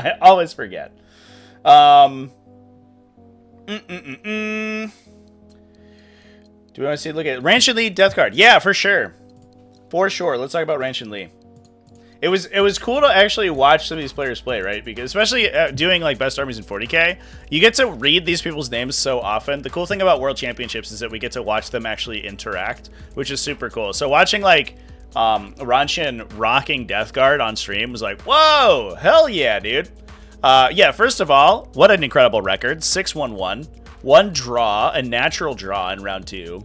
Absolutely insane. Rockin' Putrefier, Terminator Sorcerer, Mortarion, Typhus. One Plague Marine unit for the Putrefier to hang out in with a Rhino. That feels pretty good. I think Plague Marines they're like so good, but it's like ice cream, right? It's like really good, but it's only really good in a limited quantity. Once you eat too many of Plague Marines, you get a little bloated, and you get a tummy ache. And mostly that's because they all died instantly. But having one of them for the opportunity to like get the 5-up critical, sustain 2, lethal hits, just like a trillion damage, benefits like a bunch of AP 5 meltagun shots. It feels pretty good. You know what I mean? Like you're good at shooting, you're good at melee. You're just as good like counterpunch, but the lists that are running like 40 of them, you're just like, oh. Oh, now I have a stomach ache. Now I have a cramp. We have a Cultist, a bunch of Predator Destructors, 2 to 3 Dash Route Terminators, 1 Fetid Bloat Drone, triple Vordog Brigands. You haven't lived until you've wounded somebody with an AP 6 a thermal spear in Melta range for D6 plus 4 damage. It is a hell of a drug, man. So we have Terminators attaching into, we have the Terminator Sorcerer and Typhus attaching into the 2 Dash Red Terminator units. So they're triggering their -1 to be wounded. Plus they also have interestingly like different defensive benefits. Typhus gives his unit -1 to be hit. The Terminator Sorcerer gives them -1 damage in melee. So you can kind of like put them into different, whatever your opponent's, if they have 2 damage melee, like offensive melee, then the Terminator Sorcerer cuts that in half, literally doubles your defense against them. Typhus is good against like stuff that's low accuracy as well. And especially because Typhus's buff you can stack with the -1 weapon skill buff from Contagions of Nurgle. If you are using that one. So both of those units get super tough. We also have Mortarion to bully the middle of the table, and that's followed up by just basically 6 shooting platforms. So we have a ton of shooting platforms that are going to sit in the back. You can bully the center of the table with Typhus and act with the Plague Marines and the Death Shroud Terminators as like a counterpunch. You have the Bloat Drone that can range out and like fight for your expansion objective, for example. So it feels like it plays, I don't know. It seems pretty straightforward. Definitely like the archetype. And this one feels very technical because it's not spamming any particular, like beyond taking the gun line, which Death Guard just do really well, and is fairly consistent. It's taking exactly the kind of back line that it needs in order to succeed, right? You're not spamming Plague Marines, you're not spamming Death Shroud, you're taking exactly as many as you feel like you need, which is cool. Was there a recorded live stream? Yeah, so all the live streams were on... I don't remember exactly where everyone played. You'd have to scroll back through. There were 3 live streams there active for 40k. I'll just send... I linked them all in the description of my last video because I discussed the... live stream coverage there. I'm just trying to go back to my old video so I could just grab the link to it. Here we go. Here's my old video. It's in the description over there. I reached out to... I did pull some clips from Warhammer TV. I reached out to... it's a French Wargame Studio, French Wargame on Twitch, and La Vase de Horus on Twitch. I reached out to them to see if I could use clips from them, but I didn't hear back, so I left those ones alone. But I did link them in the description there, so you can run back through the matchups that they streamed. I can't remember exactly when Ranchen was on, and exactly what stream he was on, because I was just cycling between all of them, like literally all weekend. So I've there's like 20 games of 40k percolating in my head. Yeah, Lavaz was amazing. Plus, they played like Spanish music. They got demonetized a bunch for playing music on stream. I noticed if you go back through their VODs, a bunch of them have audio cut out because they kept playing like Spanish guitar. Incredible. Super high energy too. Yeah, I really liked it. Unfortunately, I don't speak Spanish and my French is horrible. So I did not really benefit from the commentary that much, but they tended to leave the players to speak most of the time on Lavaz, so it was pretty cool. The other interesting thing too is that, and I loved this, they actually moved in on the main Warhammer stream for the grand finals. So for John Lennon versus Folger Piles, they were both streaming. So they had I guess they just took their whole C-stand scaffold and moved it over to the Warhammer stream. So all their cameras were set up and they had player cams and a pivot overhead cam as well. And they were running commentary simultaneously with the Warhammer stream, which meant that if you just had both streams up, you had 2 camera angles on the Grand Finals game for the whole time, which gave you so much more context to what was going on than just the Warhammer stream, which tends to stick to top-down angles. They don't like to show players as much on the Warhammer stream. I guess, I don't know. They're very protective of their brand, I guess. But it was actually really cool. I really liked it. Yeah, but good energy over there. I love their streams. They're super fun. Oh man, yeah. The coverage was I didn't love the Warhammer Twitch coverage, but I did. All the other streamers over there were awesome. I wish they brought more English streamers on, but that's speaking selfishly because I am basically a monolinguic, whatever the word is. Maybe I can't even speak English. I don't know. It's tough.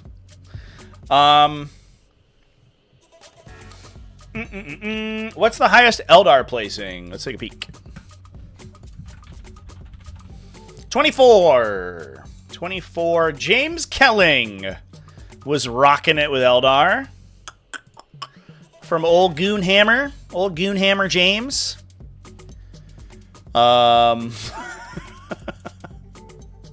List names. The list naming meta is improving constantly, and I love it. Rockin' an Autarch Wayleaper. It is the Warlord. So no Ynnari today. Regular old Craft Worlds. An Avatar of Cain. Yeah, I'm on the right of camera. Cool. Death Gesture with Fate's Messenger. Normal stuff. You flip some stuff to 6s. Get some extra sustains. Get some devastating. A Farseer. Normal stuff. A Fuegan. Illic Night Spear. You think Matt Lorah's bringing him back, chat? I'm bringing it back. I'm going to make Wizard a thing again. Plus the Candy Man. We have a Guardian Defender unit. It is a Wayleaper Autarch, so the Guardian Defender unit's attaching to the Farseer, most likely. Keep him safe, but you also generate additional Miracle Dice by holding your home objective, which is just kind of nice. We have a... I guess it's also important in Eldar now, which is probably a huge consideration. To protect yourself from Tempestus Aquilons. So you have to have something to bubble out your home objective if that ends up being important in the mission. Because otherwise, and this is what I found playing Eldar in my games, is like you're so low on the ground that you have no additional screening units whatsoever. Even Guardians are 10 points a model, which is a lot of points. So having a thing that could just sit in the back line and protect your home objective from being 3-inch Deep Struck on, they'll probably still die to a single round of shooting from an Aquilon squad, but at least you don't lose the objective. And then hopefully your Farseer can Eldritch Storm them. We're running double Falcons for a bunch of fire supports, a Ranger unit. So we do have an attachment for Illic Night Spear, which is interesting. A Shroud Runner unit. You love to see them on the table. They're criminally underplayed. 80 points for this unit feels like a steal every time I look at it. I'm like, wow. You guys are like 20, what is that? 27 points a model? Okay. For like a 3-wound stealth body that gives itself and its whole army lethal hits. That has like 7 attacks apiece. Cool. 2 units of Skyweavers. Striking Scorpions for Candyman to hang out with. Swooping Highs for utility. Double Warwalkers. I guess the question is who's jumping in the Falcons? You don't need it on Fuegan. The Death Jester is actually kind of sick in the Falcon because it gives him the wound rerolls, so he's not relying on naturally rolling 6s for devastating. But I guess like you could put the Striking Scorpions in a Falcon. They actually, once Karandras gets wound rerolls, he actually goes kind of like ham because he gets sustained hits, so he gets 1,000,000 hits. He's I think he's only strength 8 on his big attack, right? By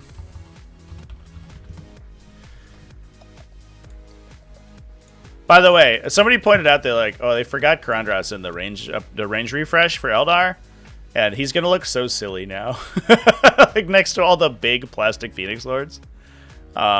Yeah, so he's strength 8 AP 3 2 damage. He has that sustained hit on 4s, which is huge, but wound rerolls make him actually like a legitimate threat to a lot of big targets. Plus he's devastating. So rerolling with him is actually huge. The downside is that you just lose Infiltrate, which is a huge benefit that the Striking Scorpions have. But it's also kind of weird because you can't... Like, Eldar don't have that many models, and Striking Scorpions are not exactly cheap, especially with Karandras. So you don't really want to, like, put them up in the way to, like, body block your opponent, because if you go second, they just die instantly, and you've lost, like 200 points. So keep babying them and just using them for, like, a late-game melee punch is actually kind of sweet.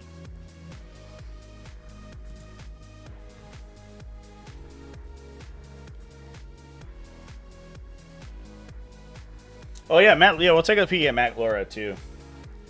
For sure. Yeah, I actually kind of like that. Fuegan getting rerolls in melee helps a lot with the strength 5. Yeah, and I guess it also lets him beam more often. Fuegan has like you always talk about Fuegan in context of the D6 plus 6 Melta shot, but he also has this like random 3-shot sustained D3 2 damage thing that you can do the Avatar thing with, where you auto flip the 6. You like roll your hit rolls and then flip a miss with a reroll plus a miracle dice, a fate dice plus the Farseer into a 6 to get sustains. So let's say like if you roll a 1, a 2, and a natural 6, and then you flip the 1 into a sustain, you're getting 3 plus 2d3 shots, so like 7 shots at AP 3/2 damage. And if you're re-rolling from the Falcon with that, you're actually like, it's kind of sick. And the light stuff, like T8-ish stuff, it's not as flashy as the Melt-A-Gun, but it's also like, it's just like really useful to like randomly pull out. You never do it though, because the melt is like so insane.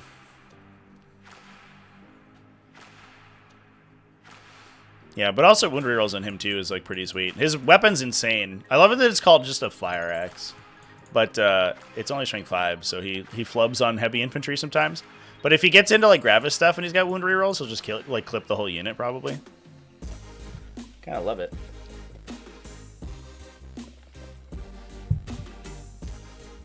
I did see the thing about fate dice changing, yeah.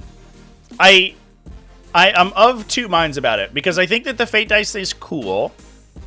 It moving to a Farseer detachment makes sense, because like it's like the Farseer thing anyway, so like you're always bringing Farseers to instigate it, so that makes sense. And it also means that you won't have the synergy with Battle Host, which is probably too strong. I think that they were like, hey, we're just gonna keep our Battle Host like Mastercrafters thing, but like we'll also add in fate dice, and it just like I don't think they entirely internalized like how strong those two things are in like together. Obviously it's been equalized now, right? Like Eldar are fine as a faction, but for the longest time they were broken, probably because of that interaction. The thing I'm worried about is that moving back to like a Phantasm style ability, which I think is what they implied that they were doing, right? That was never a satisfying ability in my mind. And so, like, you got to add it last edition, like, with their fate mechanics, like, and their detachment, or their sub-faction abilities.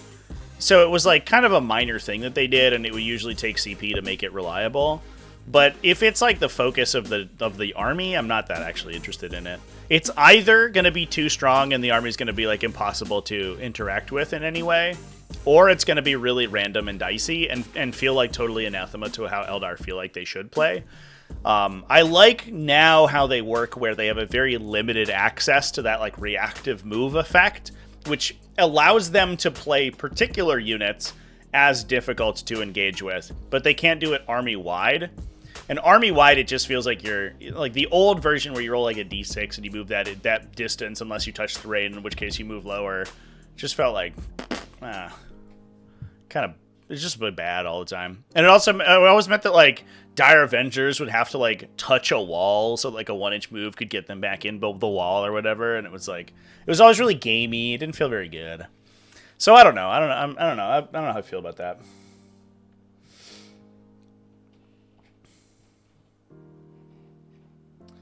Too dependent on Fire and Fate and Phantasm. Yeah, I mean, they could, like, lean into that, right? You just have units that, like, what if you just, like, had... One thing I think that they missed in this edition was they started and then they kind of, like, forgot about it. Where Space Marines, every Space Marine detachment, period, there are no exceptions, has Armor of Contempt, right? And I wish that they would have, like, a faction-defining stratagem for each faction that could like sort of inform how they're supposed to play. And in some cases it doesn't really feel fair that Space Marines have Armor of Contempt in every detachment, because they're guaranteed to have a defensive buff regardless of what their detachment is, which not every faction can do. But it feels like that would be a way to play with Eldar, and it also is like a way that you could bake in synergy in like sort of faction thematic synergy into your army, where you could have a unit that's just like, hey, you can use Phantasm on this unit for free. You can't duplicate it, but you can use it for free. And you're like, oh, okay, so like that's my Phantasm unit, and I'm guaranteed to have Phantasm in every detachment or whatever. So like I could play this. If it synergizes in this detachment, you're supposed to use Phantasm. I get it. They could do stuff like that, or like when this unit is targeted by Phantasm, it moves a flat 4 instead of d6. Sure. But they don't do that. So It'll be totally random what they get. I don't know. And they'll probably have a D6 move after they shoot, which will be super annoying.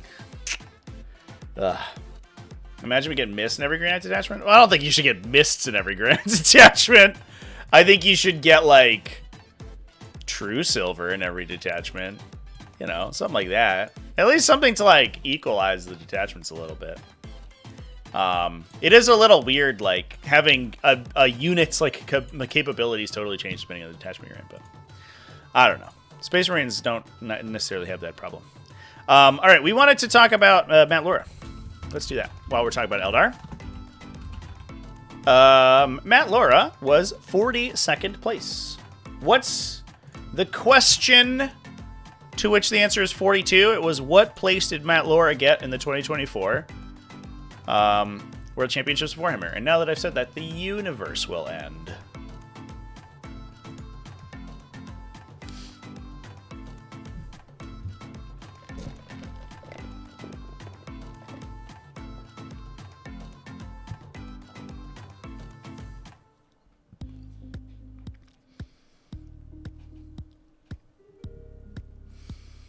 Curious what a new detachment would look like? Yeah. I think the nice thing about new detachments that they're releasing is that it can't make your army worse than it already is, right? It's not like they're going to be like, it's not like they're going through and being like, hey, we're rebalancing every detachment. And you're like, uh-oh, if they take all the tools that my list is built around, this could be bad. They're going to be like, hey, it's extra content. If you don't feel that it's very strong, you don't have to play it. And you can just keep playing what you're playing right now. So it's like only, obviously, there could be stuff that's way more powerful in one faction than another. I hope that that's not the case. I think I want to say I think that they've done a pretty good job with detachments more recently. I think that's probably with a couple of iterations. But you look at like Genestealer cults, right? And they're sort of coming off of being essentially like revamped. And they basically play all their detachments right now, which is kind of sweet, besides Brood Brothers. But even then, Brood Brothers has some like fringe playability. And I hope that they like sort of can continue that that design ethos. I'm excited. It's going to be so much new content. It's basically going to feel like a new game come January, and that's going to be cool. We're all going to come back from like holiday times. New Year happens. We're all going to have celebrations, and we're going to come back, and the game is going to be like totally refreshed. It's going to be super sick. Yeah, I don't know. I'm psyched. Don't envy my work on this month. Yeah, nah, my December's going to be rough. I'm moving in January, and the 40k is like basically getting re-released. Ooh. I'm scrambling this week to finish my Final Liberation video, which has been fucking. It's taken so long. It's so good, but it's taken so long, and because I'm like next week I'm not gonna have time. I'm just gonna be out. There's gonna be no time. I need to do it this week, which is a little tough because we also have holidays this week over here in the U.S. All right. Yeah, this is Matt Lorah's list, by the way. We talked about it the other day because it's wild, and I love it. It's Asserman, an Autarch with Weeping Stones, Behareth, a Death Jester, Face Messenger, Death Jester, normal stuff, Flagon, normal stuff, Illic Night Spirit, Karandras. A lot of it looks very similar. I don't believe that there's a Guardian Defender squad. So this Weeping Stone Autarch just chills by himself, which is so Chad. He like, fuck it, let's go. Dire Avengers for Asserman to join into, 10 Rangers for Illic Night Spirit to join into, so they're just wound rerolling precision shots all day. A bunch of Rangers for utility, Shroud Runners for lethals, and like just jamming your opponent into their deployment zone. Striking Scorpions for Candyman to jump into, Swooping Hawks for Behareth to jump into, a billion Warwalkers for shooting, plus Warp Spiders. I wonder if they're going to use the new guy once he comes out, the new lady, the new Spider Lady. It's going to be sweet. Or where's your disappointed missed opportunity? Yeah, for sure. And to be honest, like, they've been doing a pretty good job of going back through, like, old, really trash detachments and, like, you know, in some cases, if the faction's struggling, revamping them. And so even if they release, like, some real trash, like, I feel like it gives them more opportunity to fix things later on. Plus, we're basically going to get a whole new Space Marine chapter returned to us, right? Because Deathwatch are coming back. Oh, it's going to be cool. It's going to be cool, man. Flicker Jump in charge, yeah. I mean, who knows what Flicker Jump's gonna do, right? But also, that sounds fucking so scary. Especially because they'll also shoot a bunch of devastating torrent weapons. So this lady's gonna be like, hey, guys, here's like 8 little spinner, death spinners.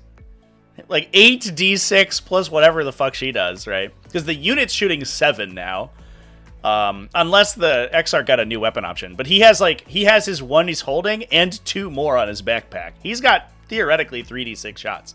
Who knows if that's true? It might be like d6 twin linked plus another one or something, but theoretically d6 shots plus 4 from the rest of the unit, so 7d6 plus whatever she does, which is probably like another 2d6 or something. So you're gonna like vaporize an infantry unit on the way in and then charge and like kill another one and engage a bunch of stuff. I'm like, if they still move 24 inches, I'm like, this unit's gonna be fucking nuts. They're gonna pay like 250 points and just delete your opponent's army for one turn. You can't do anything, you lose a bunch of models, and you're engaged everywhere in one turn for one turn. And you're like, this is awesome, I love this. This is so fun. Oh. I have a feeling it'll be a 24-inch move that must end outside 9 inches. Yeah, maybe they place like wholly within a distance or something. It's like a little tiny deep strike. That would be interesting. That model's so cool, though. I hope that she's good, man. I hope that she's just super sick. All right, what else do we want to take a peek at? I saw a lot of people looking who wanted to see some Tau lists. Let's see where our top Tau player ends up being. Danielle de Gemini. So we're going to say Gemini. That's just a word in English, so we're going to use it. Although it's actually a Greek word, right? So really, we're just like transposing. From Italy. Running a Kauyon. Kauyon is the big one. I wonder where the next top placing Tau list is. 49. Jason McKenzie. Monka? Retaliation cadre. Interesting. See, here's another example of detachments done right. Basically, all of the Tau detachments get played. It feels like it's a fight between Kauyon and Retaliation cadre, but there are arguments to be made for Modka, and Kroot Hunting Pack like occasionally will just swarm someone and randomly win. Like, it's another faction with a lot of internal balance, which is cool. I love it. I love it. They're getting good at building detachments again. It's so cool.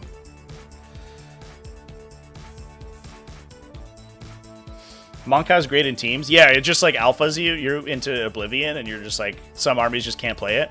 Yeah, that's definitely the case. I mean, I think to be fair, all of them are good in teams for different reasons, right? Kauyon is like really good, consistent firepower. So if you need a good shooting threat for a light terrain table, Kauyon's really good for that. And Retaliation cadre is like a weird deep strike skew. Honestly, like I think Tau's just great in teams in general. They said Flicker Jump will remain unchanged. Did they really? I guess I wasn't listening that hard when I watched the video. That's insane. That's an insane for someone to say. I'm scared now. Ryan, you've made me scared. I don't want to be charged on the top of the first turn and pinned in my deployment zone by like 10 warp spiders. Please, sir. Rockin' triple fire blades. Commander Shady Lady. Giving you some rerolls. Triple breacher teams.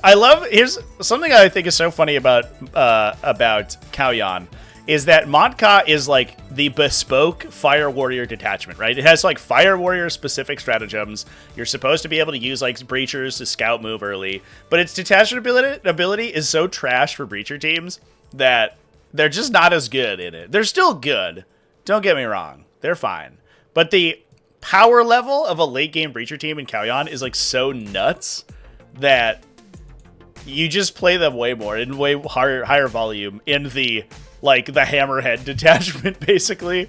But it's so good. Getting so many shots with wound rerolls with sustain 2, like with situational hit rerolls as well if you can source them from either Stealth Suits or Shadow Sun, is so powerful because those sustained hits are getting additional value because you're getting wound rerolls on them. Whereas critical hits in Modka have like an anti-synergy where you're not generating additional value, you're actually just not benefiting from your wound rerolls. So like you had a good chance for that additional hit to wound anyway, so the lethal hits is not as valuable as the sustained hits, whereas the sustained hits is just adding additional value to the unit.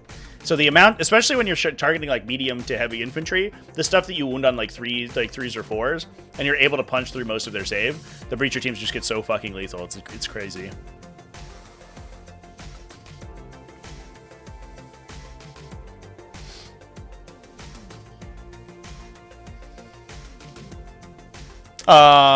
Triple devilfish to carry them around in hammerhead gunships with rail guns to fish for 6s and make your opponent's head explode when you roll one. Double crew carnivores for some early game blocking. Pathfinder team, triple skyray gunships, love it. 10 Vespid Stingwings. What? Hold up. So it's 20 total Vespid, 2 units of 5 and a unit of 10. What are we doing with a 10-man? That's nuts. Wait a minute. Hey, wait a minute. So we're bringing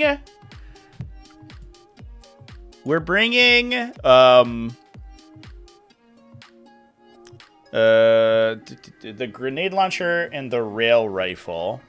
So we have a strength 10 AP4 3 damage devastating shot plus a anti-infantry 3 2 damage grenade launcher as well.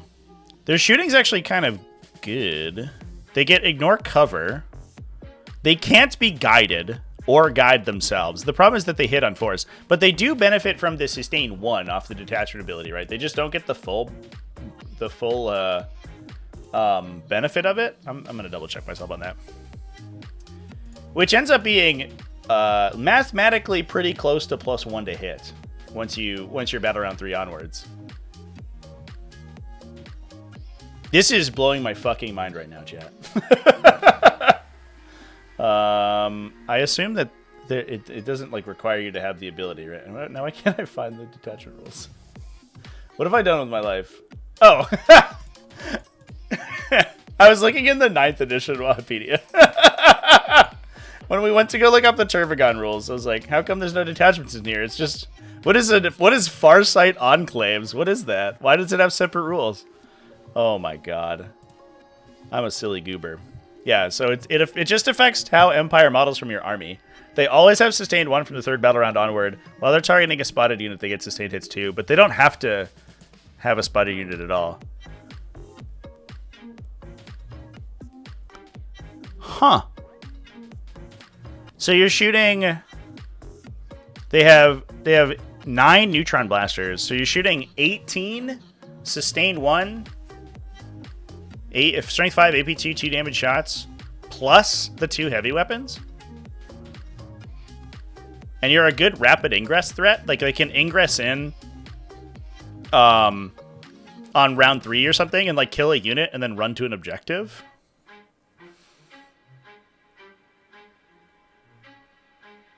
That's actually sick. Wait a minute. 8 blasters. Yeah. Oh, did I say 9? Yeah, it should be 8. It should be 8. Could also use them as a massive screen until Aquilons drop. Yeah, I guess that's fair too. Yeah, they could just like chill in your backline until it's go turn, and then they'll like shoot good enough, right? And they're not that expensive. They're 110, 130. Yeah, okay. I like how this unit's constructed, by the way, just mechanically, because they cost the same as doubling the size of a Vespid Stingwing unit, right? It's 2 Vespid Stingwing units stuck together, but in order to make up for the fact that you're getting them in 1 unit instead of 2, you get the special weapons for free, basically, which I think is kind of cute. The other way that they've done that with, like, they're moving to do it with, like, heavy weapon teams is that the first 5 models get the heavy weapons, but the next 5 models are, like, heavily discounted. They cost, like, half as much as they normally would. I really like that they're playing around with the unit size costs and what you get for them to make it more of an interesting choice whether you take the 5 or the 10-mans. For Vespid Swingwings, 99.9% of the time you want to take the 5 because you're going to run them, you're going to uppy downy them, do an objective, and then they'll probably die, and you're like, it's fine. But the 10-man, you're like, I could spend more points on this unit than I'm going to use once, but flip side, I get a bunch of cool guns out of it, so. Like how they released such a balanced unit alongside Aquilons. To be fair, Vespid Stingwings were already a unit. They just added the special weapons in. And like reworded their ability so it wasn't a stupid timing. A stupid, probably unintended timing. 10 Vespid Stingwings is sending me, chat. That's so cool. It's so interesting because their gun has always been impressive. Who remembers back in the day when it was AP3, which was when 3+ or worse save was entirely negated, right? Back in like 5th edition. And their gun was AP3, so it was like super good against specifically Space Marine infantry. Pretty wild. But Strength 5 AP2 damage is kind of solid. The downside is the low reliability, but you have sustain, so it's fine. Ooh, that's cool, jets. That's a cool unit. All right, Jason McKenzie. Fair enough. Oh, no, that wasn't Jason McKenzie. That was Danielle de Gemini.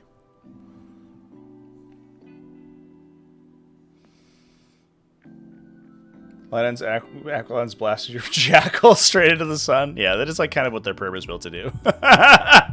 Here's 2d6 plus 6 flamer shots. You're like, okay, man. You got it, dude. That Sentry Flamer is so disgusting. What a grody little guy. He's so cute, though. I love him. All right, should we talk about this Retaliation cadre real quick before we hop off of Tau?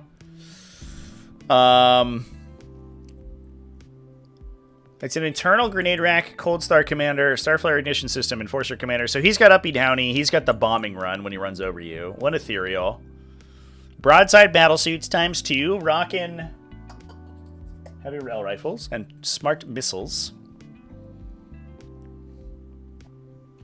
A Fire Knife battlesuit unit, Starsight battlesuit, Sunforge battlesuit, Ghostkeel battlesuit, Carnivores. A single Crute Rider, little utility action, plus a Pathfinder team, double Riptide battlesuits, triple Stealth battlesuits, 1 Vespid Stingwing. So a ton of utility. We're sort of holding down the middle of the table with a Ghostkeel, double Riptide, and then we have a bunch of different Crisis units for doing stuff. Sunforge ×1, Starscythe, Fire Knife, yeah. A little disappointing not to see the Crisis spam in there, but I think that version gets a little inconsistent. Because once you start spamming commanders, your bring it down plus assassination play gets kind of nutty. Plus, I think that... I wonder if Retaliation actually gets hit a little bit by, like, metagame concerns. Because I think people take a lot more... Like, we saw a lot of lists rocking, like, double Navigator. We haven't seen, like, quite a push towards Infiltrators from Space Marines as much as I was expecting. Because like lists like these just fucking have a conniption if they see like a Phobos Librarian Infiltrator squad on the table. If they're not in range to run up to it with the Cold Star Commander, then they have like very little way to actually interact with that unit, and it can just push them back for super long. But I wonder if there's such an emphasis on screening right now because of Tempestus Aquilons that lists like Retaliation Cadre get a little bit hit. Or at least, I should say, lists like the Retaliation Cadre varieties that take basically only Crisis suits and expect to be rapid ingressing and 3-inch deep striking on people, if those get hit in the crossfire. So you see a little bit of a better result from lists like these that are focusing on the big tanky battle suits. And are just playing a straight up game of 40k, where we like start with the advance and shoot team, the Sunforge team. I assume it's the Sunforge team. What does the Cold Star have? Yeah, Fusion Blasters. Yeah, so it's the Sunforge team with the Cold Star that like can start on the table. The Enforcer can uppy downy and jump to like neutralize specific threats. The rest of the list, you're just trying to like trade shots with your opponent over the middle of the table with the big battle suits, and then solving problems with the Crisis. Aqualons make you want to take a Hellbird instead of Jackals for Jacob. Shoot me twice, I'll double flavor you twice. They're like, alright, I'll Sentry Flamer, I guess. And you're like,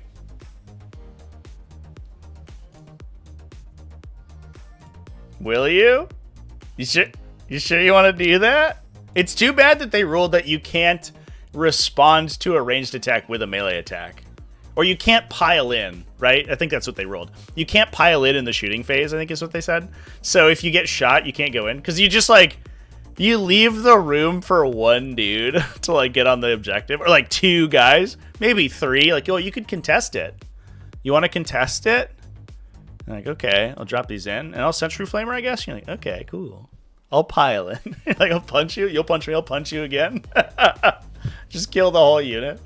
That would be cool. And you can't do that anymore. But you can just flamethrower them. That's cute. The downside is it's so expensive. But realistically, Jackals can hold it for a turn, right? Because you ring it so that they can't jump on. And then you lock it, right? So then even if they jump and kill you, you still hold it for that turn. And then you hopefully can kill the Aqualons in response. I guess that's probably the intended play pattern. But it's a little bit tough. Oh, man.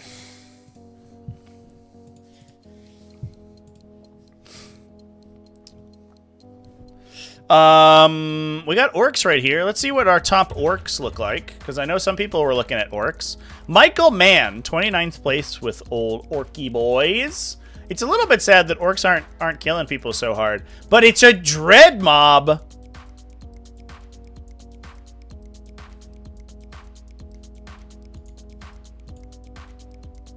Squad 2 and 3 get there. Well, like, hopefully you will have responded to the first one to drop, right?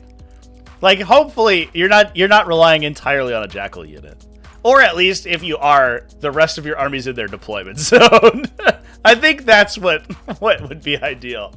And if one squad, I guess it's like conceivable that the one Sentry Flamer kills enough of the unit that they can drop with the second one. But, like, that needs a lot. You have to probably kill at least, like, 6 models with, like, 6.5 average attacks. That seems unlikely, because you have a Feel No Pain and a 6-up armor, right? Maybe they just spike you, and they're like, here's 9 shots. Take 9 saves, and you're like, I lose 8 guys, and now I can't scream. Who knows? This is a Dread Mob, though, chat. This is awesome. I'm so excited. So we've got triple shock attack gun big mechs. So the big old D6 damage weapon, and they probably have Ludas to jump into. There they are. Ludas like send me every time because the model is so physically large. This is a 100-point unit. They're 10 points model. A Luda costs the same as a Guardian Defender. Just to put things in perspective. And they're huge. A Luda's like the size of a fucking rhino. And there are 10 of them. But their guns are like so, like, hilariously inept. They're strength 8 AP 1-2 damage, rapid fire. So they're probably shooting 3 shots. But they have ballistic skills 6. The benefit is that they get hit rerolls on enemies and objectives, which is really what you want because you're then buffing the shock attack on Big Mech. And then he can also hit the red button to give them bonuses on whatever they're doing. So you're getting D6 plus 1, potentially hitting on 4s with full hit rerolls targeting enemies and objectives. And this gun, like, you can give it lethal hits, you can give it sustained hits. With the Dread Mob ability, it's AP 4 D6 damage. Any one of those hits that goes through is going to be a nightmare. So these guys end up being pretty sick. We're following that up with double mechs, just regular old mechs. Probably attaching into units. What can they attach into? To give them the mech keyword so they can use red buttons. I actually don't know if I really see them outside of the shock attack gun guys. Boys, Ludas, mech guns, tank bustas. They can't attach to Burnas, which is weird. Is that weird? That feels weird. Huh. I imagine that there's mech guns maybe in the army. I don't know.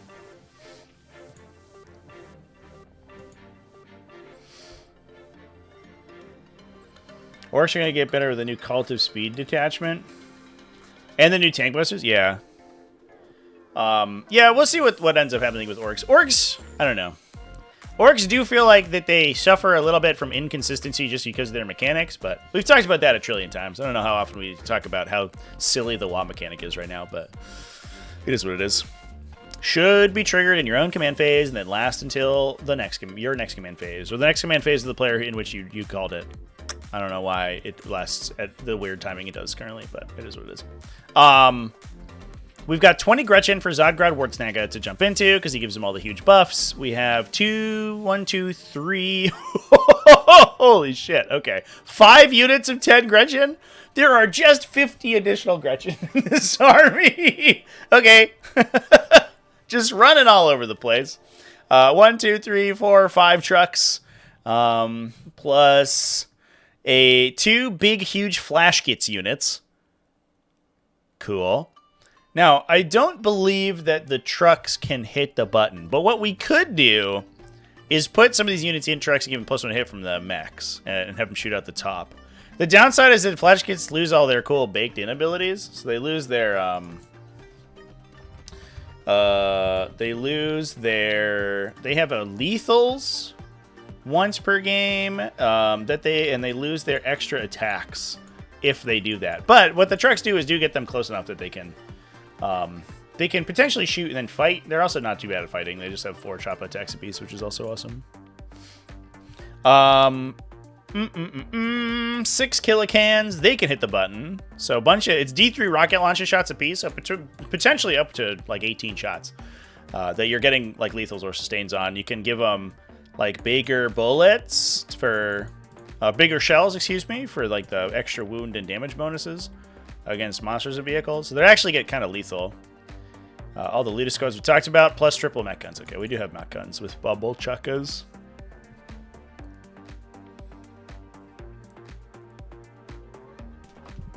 Hello. Oh, there's my cat. Here's my cat, chat.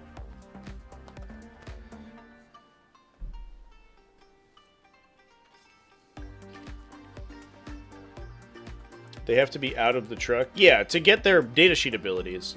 But what they can do, for those who don't know how this works, when you're firing out of an open-topped vehicle, or you're using a firing deck in a vehicle, it's not open-topped anymore. Now nobody can see what's going on. Then you get the vehicle is considered to be making the attacks. So any buffs that are applied to the vehicle benefit the weapons that are shooting out of the firing deck. So you don't get the datasheet ability from the unit with the weapon because they're not shooting it. So you don't get the oil runt or the ammo runt, and you don't get their extra attack bonus. But you can mech the truck for +1.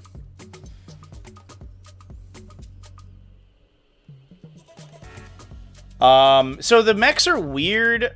I believe that they buff individual models, so they're not very good at like babysitting kilocans because they can't do their buff to the whole unit. They can hang out with the mech guns, and they might be buffing the trucks as well. The other thing is that like they're just really cheap. I don't know. They're 45 points. You have like an army full of vehicles that they can repair, and the +1 to hit probably comes into play. Plus they're like a utility unit, and they have a pretty good ranged attack themselves as well. So like, I don't know, it's really fine. You also can be just pointing the +1 to hit at the mech guns too, and the mech guns are pretty solid. I can barely look at them because my cat's sitting in front of my screen right now. So you can get them down to hitting on 3s with the mech, and they hit rolls of 1. And especially if you roll the big bubble chucka shot, it gets like pretty sick. You have to just determine what their profile is randomly before you select your target, though. So you can't really plan for it, unfortunately. Oh, excuse me, excluding monsters and vehicles. So if you shoot little stuff, I guess. Which is better, because 2 out of their 3 guns are focused on killing infantry. Only one of them is on vehicles, anyway.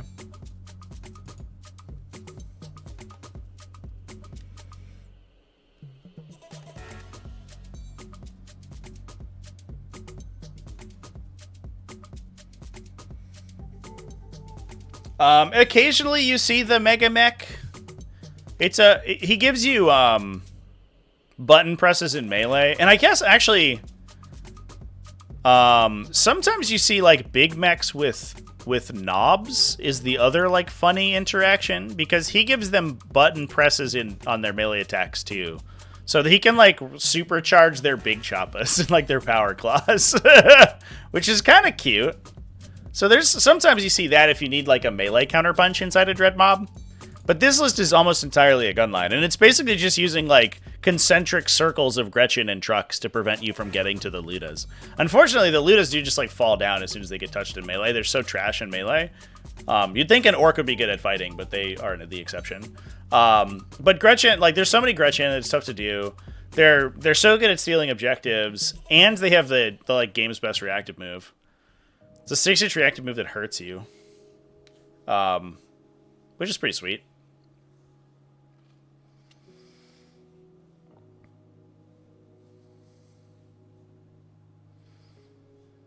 Yeah, so the thing, yeah, that's what we were just talking about with the mech guns, chat. You can only buff a single mech gun at a time because of how the mech works. Inky is literally sitting in front of my screen right now. Okay, cat.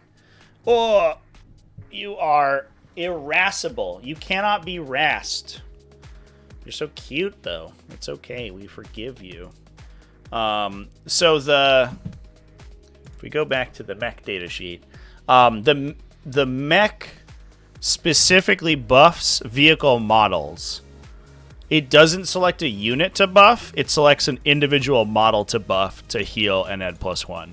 That normally, like, that distinction typically doesn't matter, because vehicles are very rarely in units of more than 1. But for orcs, it does, because you have, like, killicans and mech guns that are big units of multiple vehicles together, and the mech specifically only targets a single one of those out of the unit. Yeah. It's like a weird one. I definitely, when the edition came out, I was like, whoa, this mech has an end of movement phase tech marine trigger. This guy's so amazing. Killicans are like and I think at that point it was like Grot Mega Tanks, or Grot Tanks. I was like, Grot Tanks is the best unit in the game. No. One Grot Tank is really good. The rest of them are trash. But yeah, it is a weird distinction, but it is very, very deliberate. Specifically so you can't do that. They're trying to make it less powerful.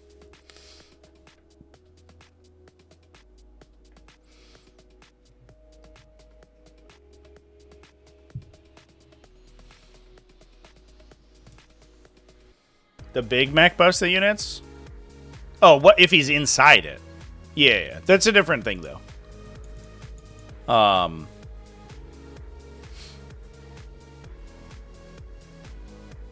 He also gives you a speed bonus. That's actually sick. Reroll advanced rolls is a big deal if you're putting him into melee, the melee sort of unit. Also, he's got a power claw with 4 attacks.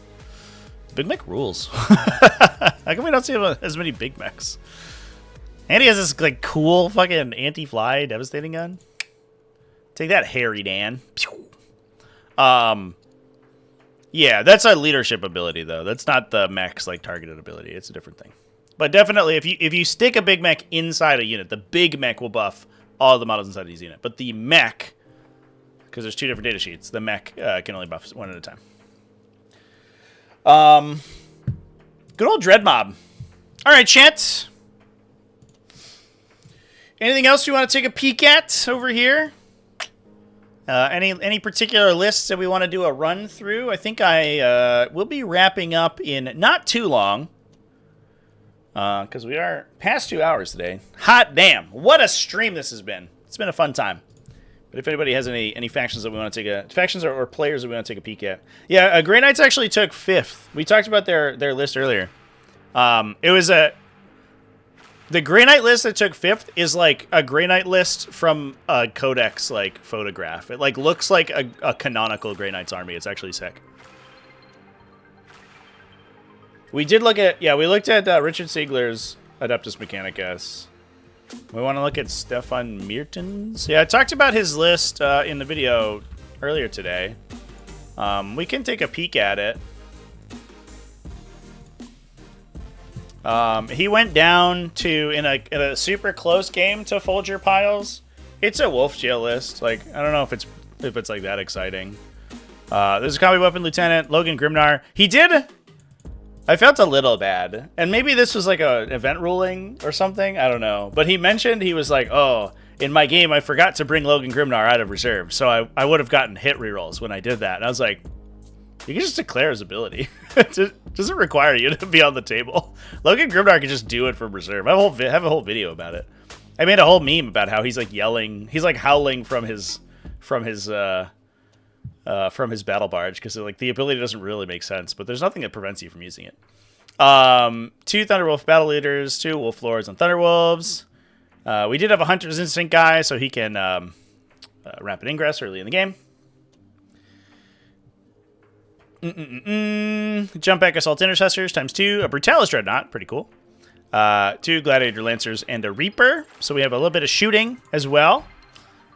It's always important for these aggressive melee lists. Like, once you're stuck your opponent into their deployment zone, which is the idea, then you really want to be putting them in a position. You want to be able to accrue value from that by poking them. Because a lot of times they'll have to move out to deal with the Thunderwolf Cavalry. It's very difficult to do that from, like, a really... You know, they have Blood Surge movements, so you don't really want to be able to, like, get up close and personal with them. So a lot of times you'll have to do it with like long-range attacks. And so exposing yourself in order to do that opens you up to the Gladiators, which helps a lot. Scout Squads for utility, and then 12 Thunderwolf Cavalry.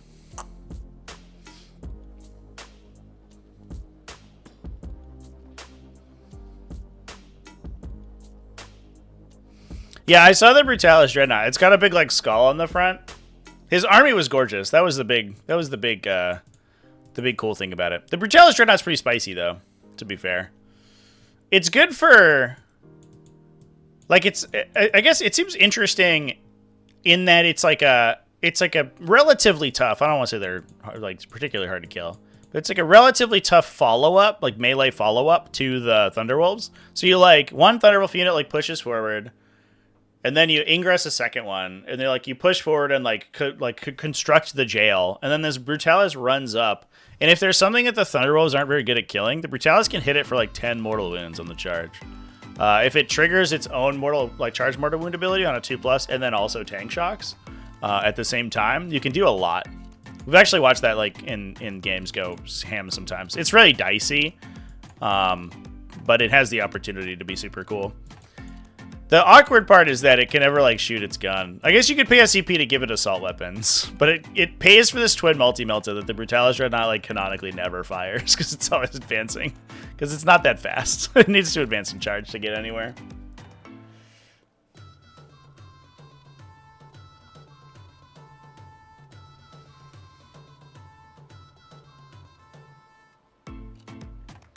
Three damage would have helped in the Kazoo's match, but it got Blaze Cannon. Yeah, I mean, that's fair.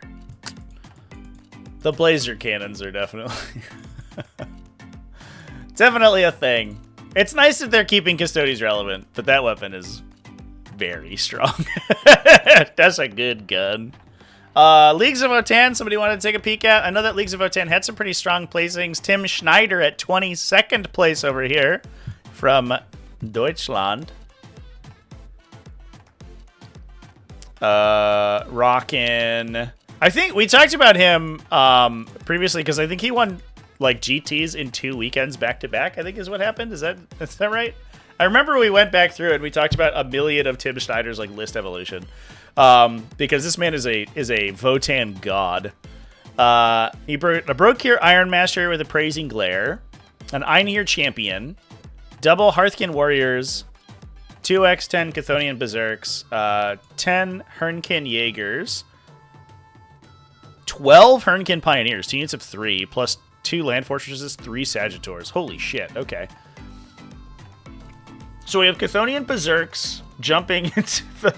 He also plays different lists, right? I'm not crazy. It feels like he's different every week. I don't understand how Votann players don't have like a mono list faction, because this faction has like literally 2 data sheets. How do you keep innovating? I don't get it. So it's 20 Chthonian Berserks inside land fortresses.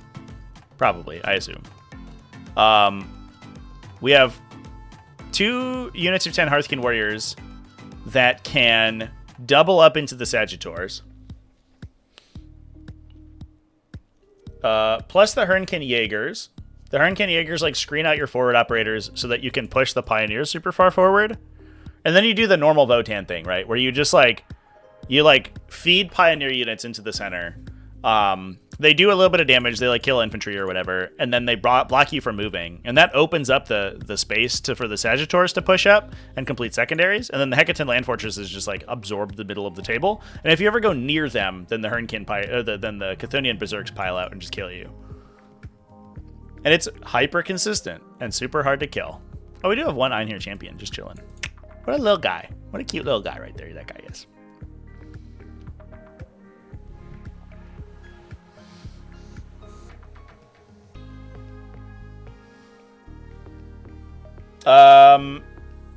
I think one of the Harridan games got streamed on French Wargame chat.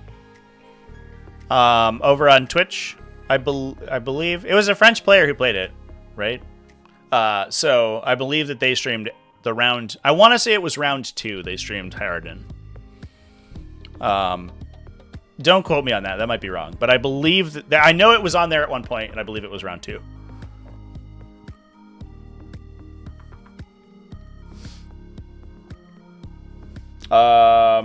You could start the Brokir in the Sagittar, yeah, I guess. And then that gives you 2 Hearthkin Warrior units to rock around in. Yeah, that's actually probably what happened. That's a good call out.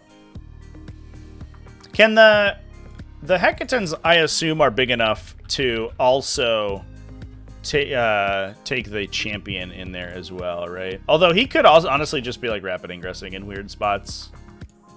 Yeah, it's 12 models, and he takes up 2. So he could go in with a Chthonian Berserk unit, or he could just be running around on his own in reserve. Marcus on a cruise and watching via Starlink? Hell yeah, dude.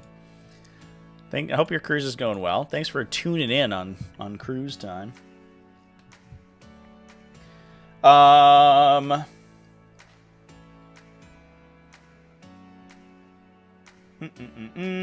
Somebody wanted to look at Imperial Knights. We looked at a little bit of Imperial Knights.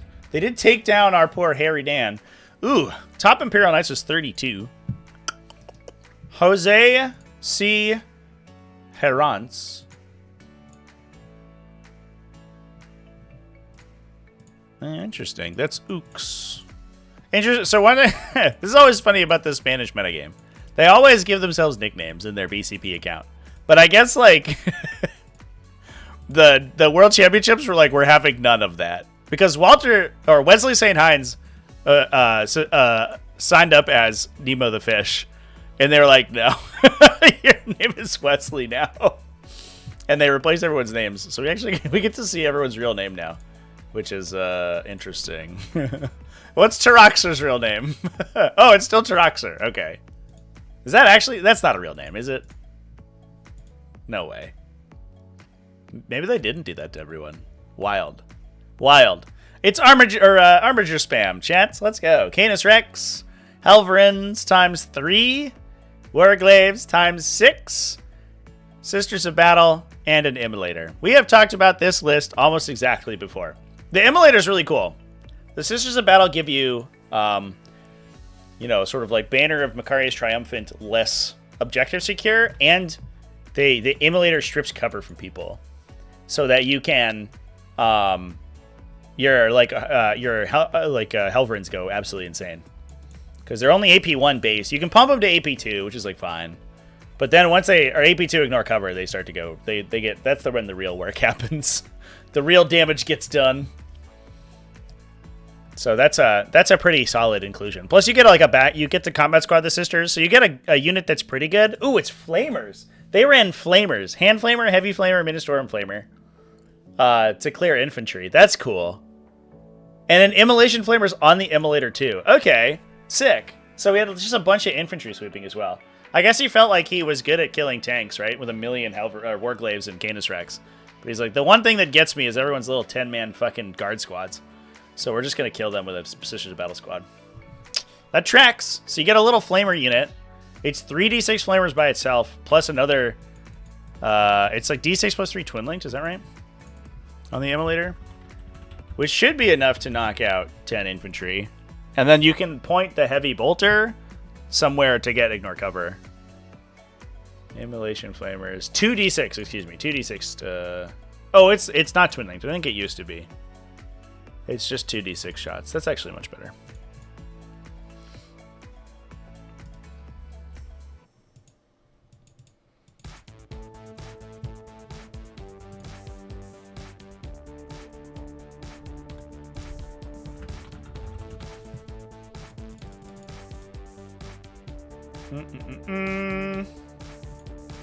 Yeah. A little bit of a rough start. So I believe that the system was that they went through a group process. So they all had a grouping which seeded them into the Swiss for the end. And then they cut to top 4 after the end. Or top 8. I think top 4 after the next 2 rounds.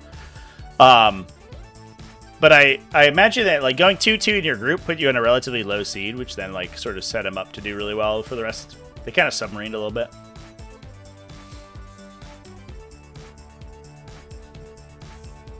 All right. Somebody asked about the Battle Line Demons list. I can't, if I'm going to be honest with you, chat, I can't remember who was running that. We'll just look through Demons. I was kind of avoiding Demons because I love them and I just want to talk about them all the time. And so, oh, well, he's the top demon player, so there you go. The answer was how well did the weird demon list do? The answer was extremely well. 6-2, 31st place, #1 demon player. Let's fucking go, dude. Yeah, so this was the list running Changeling, a billion Nurglings, a billion Pink Horrors, a billion Plague Bearers, some flavors and stuff. Just scoring points. Just scoring points. Look at these scores, chat. He lost with an 82. Heartbreak. Heartbreak, chat. Is this just the best demon list? That's nuts. What were his matchups? I have to see.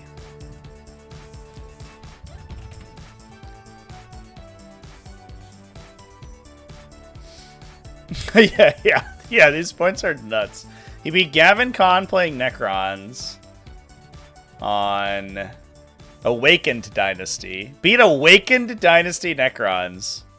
They're like, guys, how are you going to kill these Lich Guard? He's like, I don't know. I just put some Plague Bears there. What are they going to do? They only do 1 damage. Imperial Knights, 100 to 79. Yeah, like Imperial Knights feel like they would absolutely be... It would be impossible for them to kill that many Pink Horrors. They don't even have that many attacks to begin with, and then they're fighting into 4+ invulnerable saves. Did it again. All right, 2 Imperial Knights in a row. Easy game.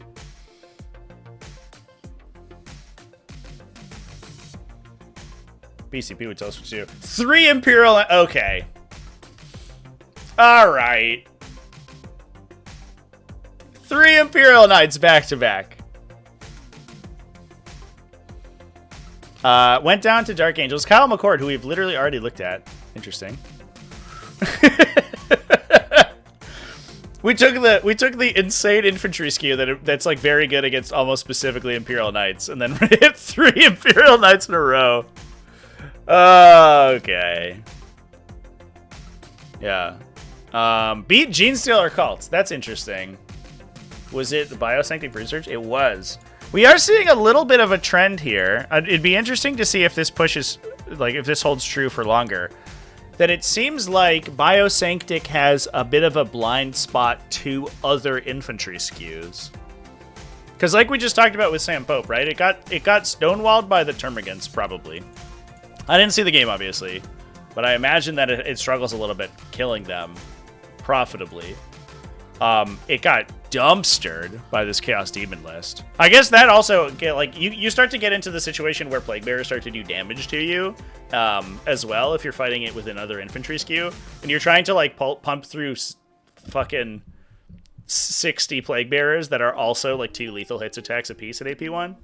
And suddenly things don't look so good. Also, like, a million little idiot blue or pink horrors are shooting at you, too.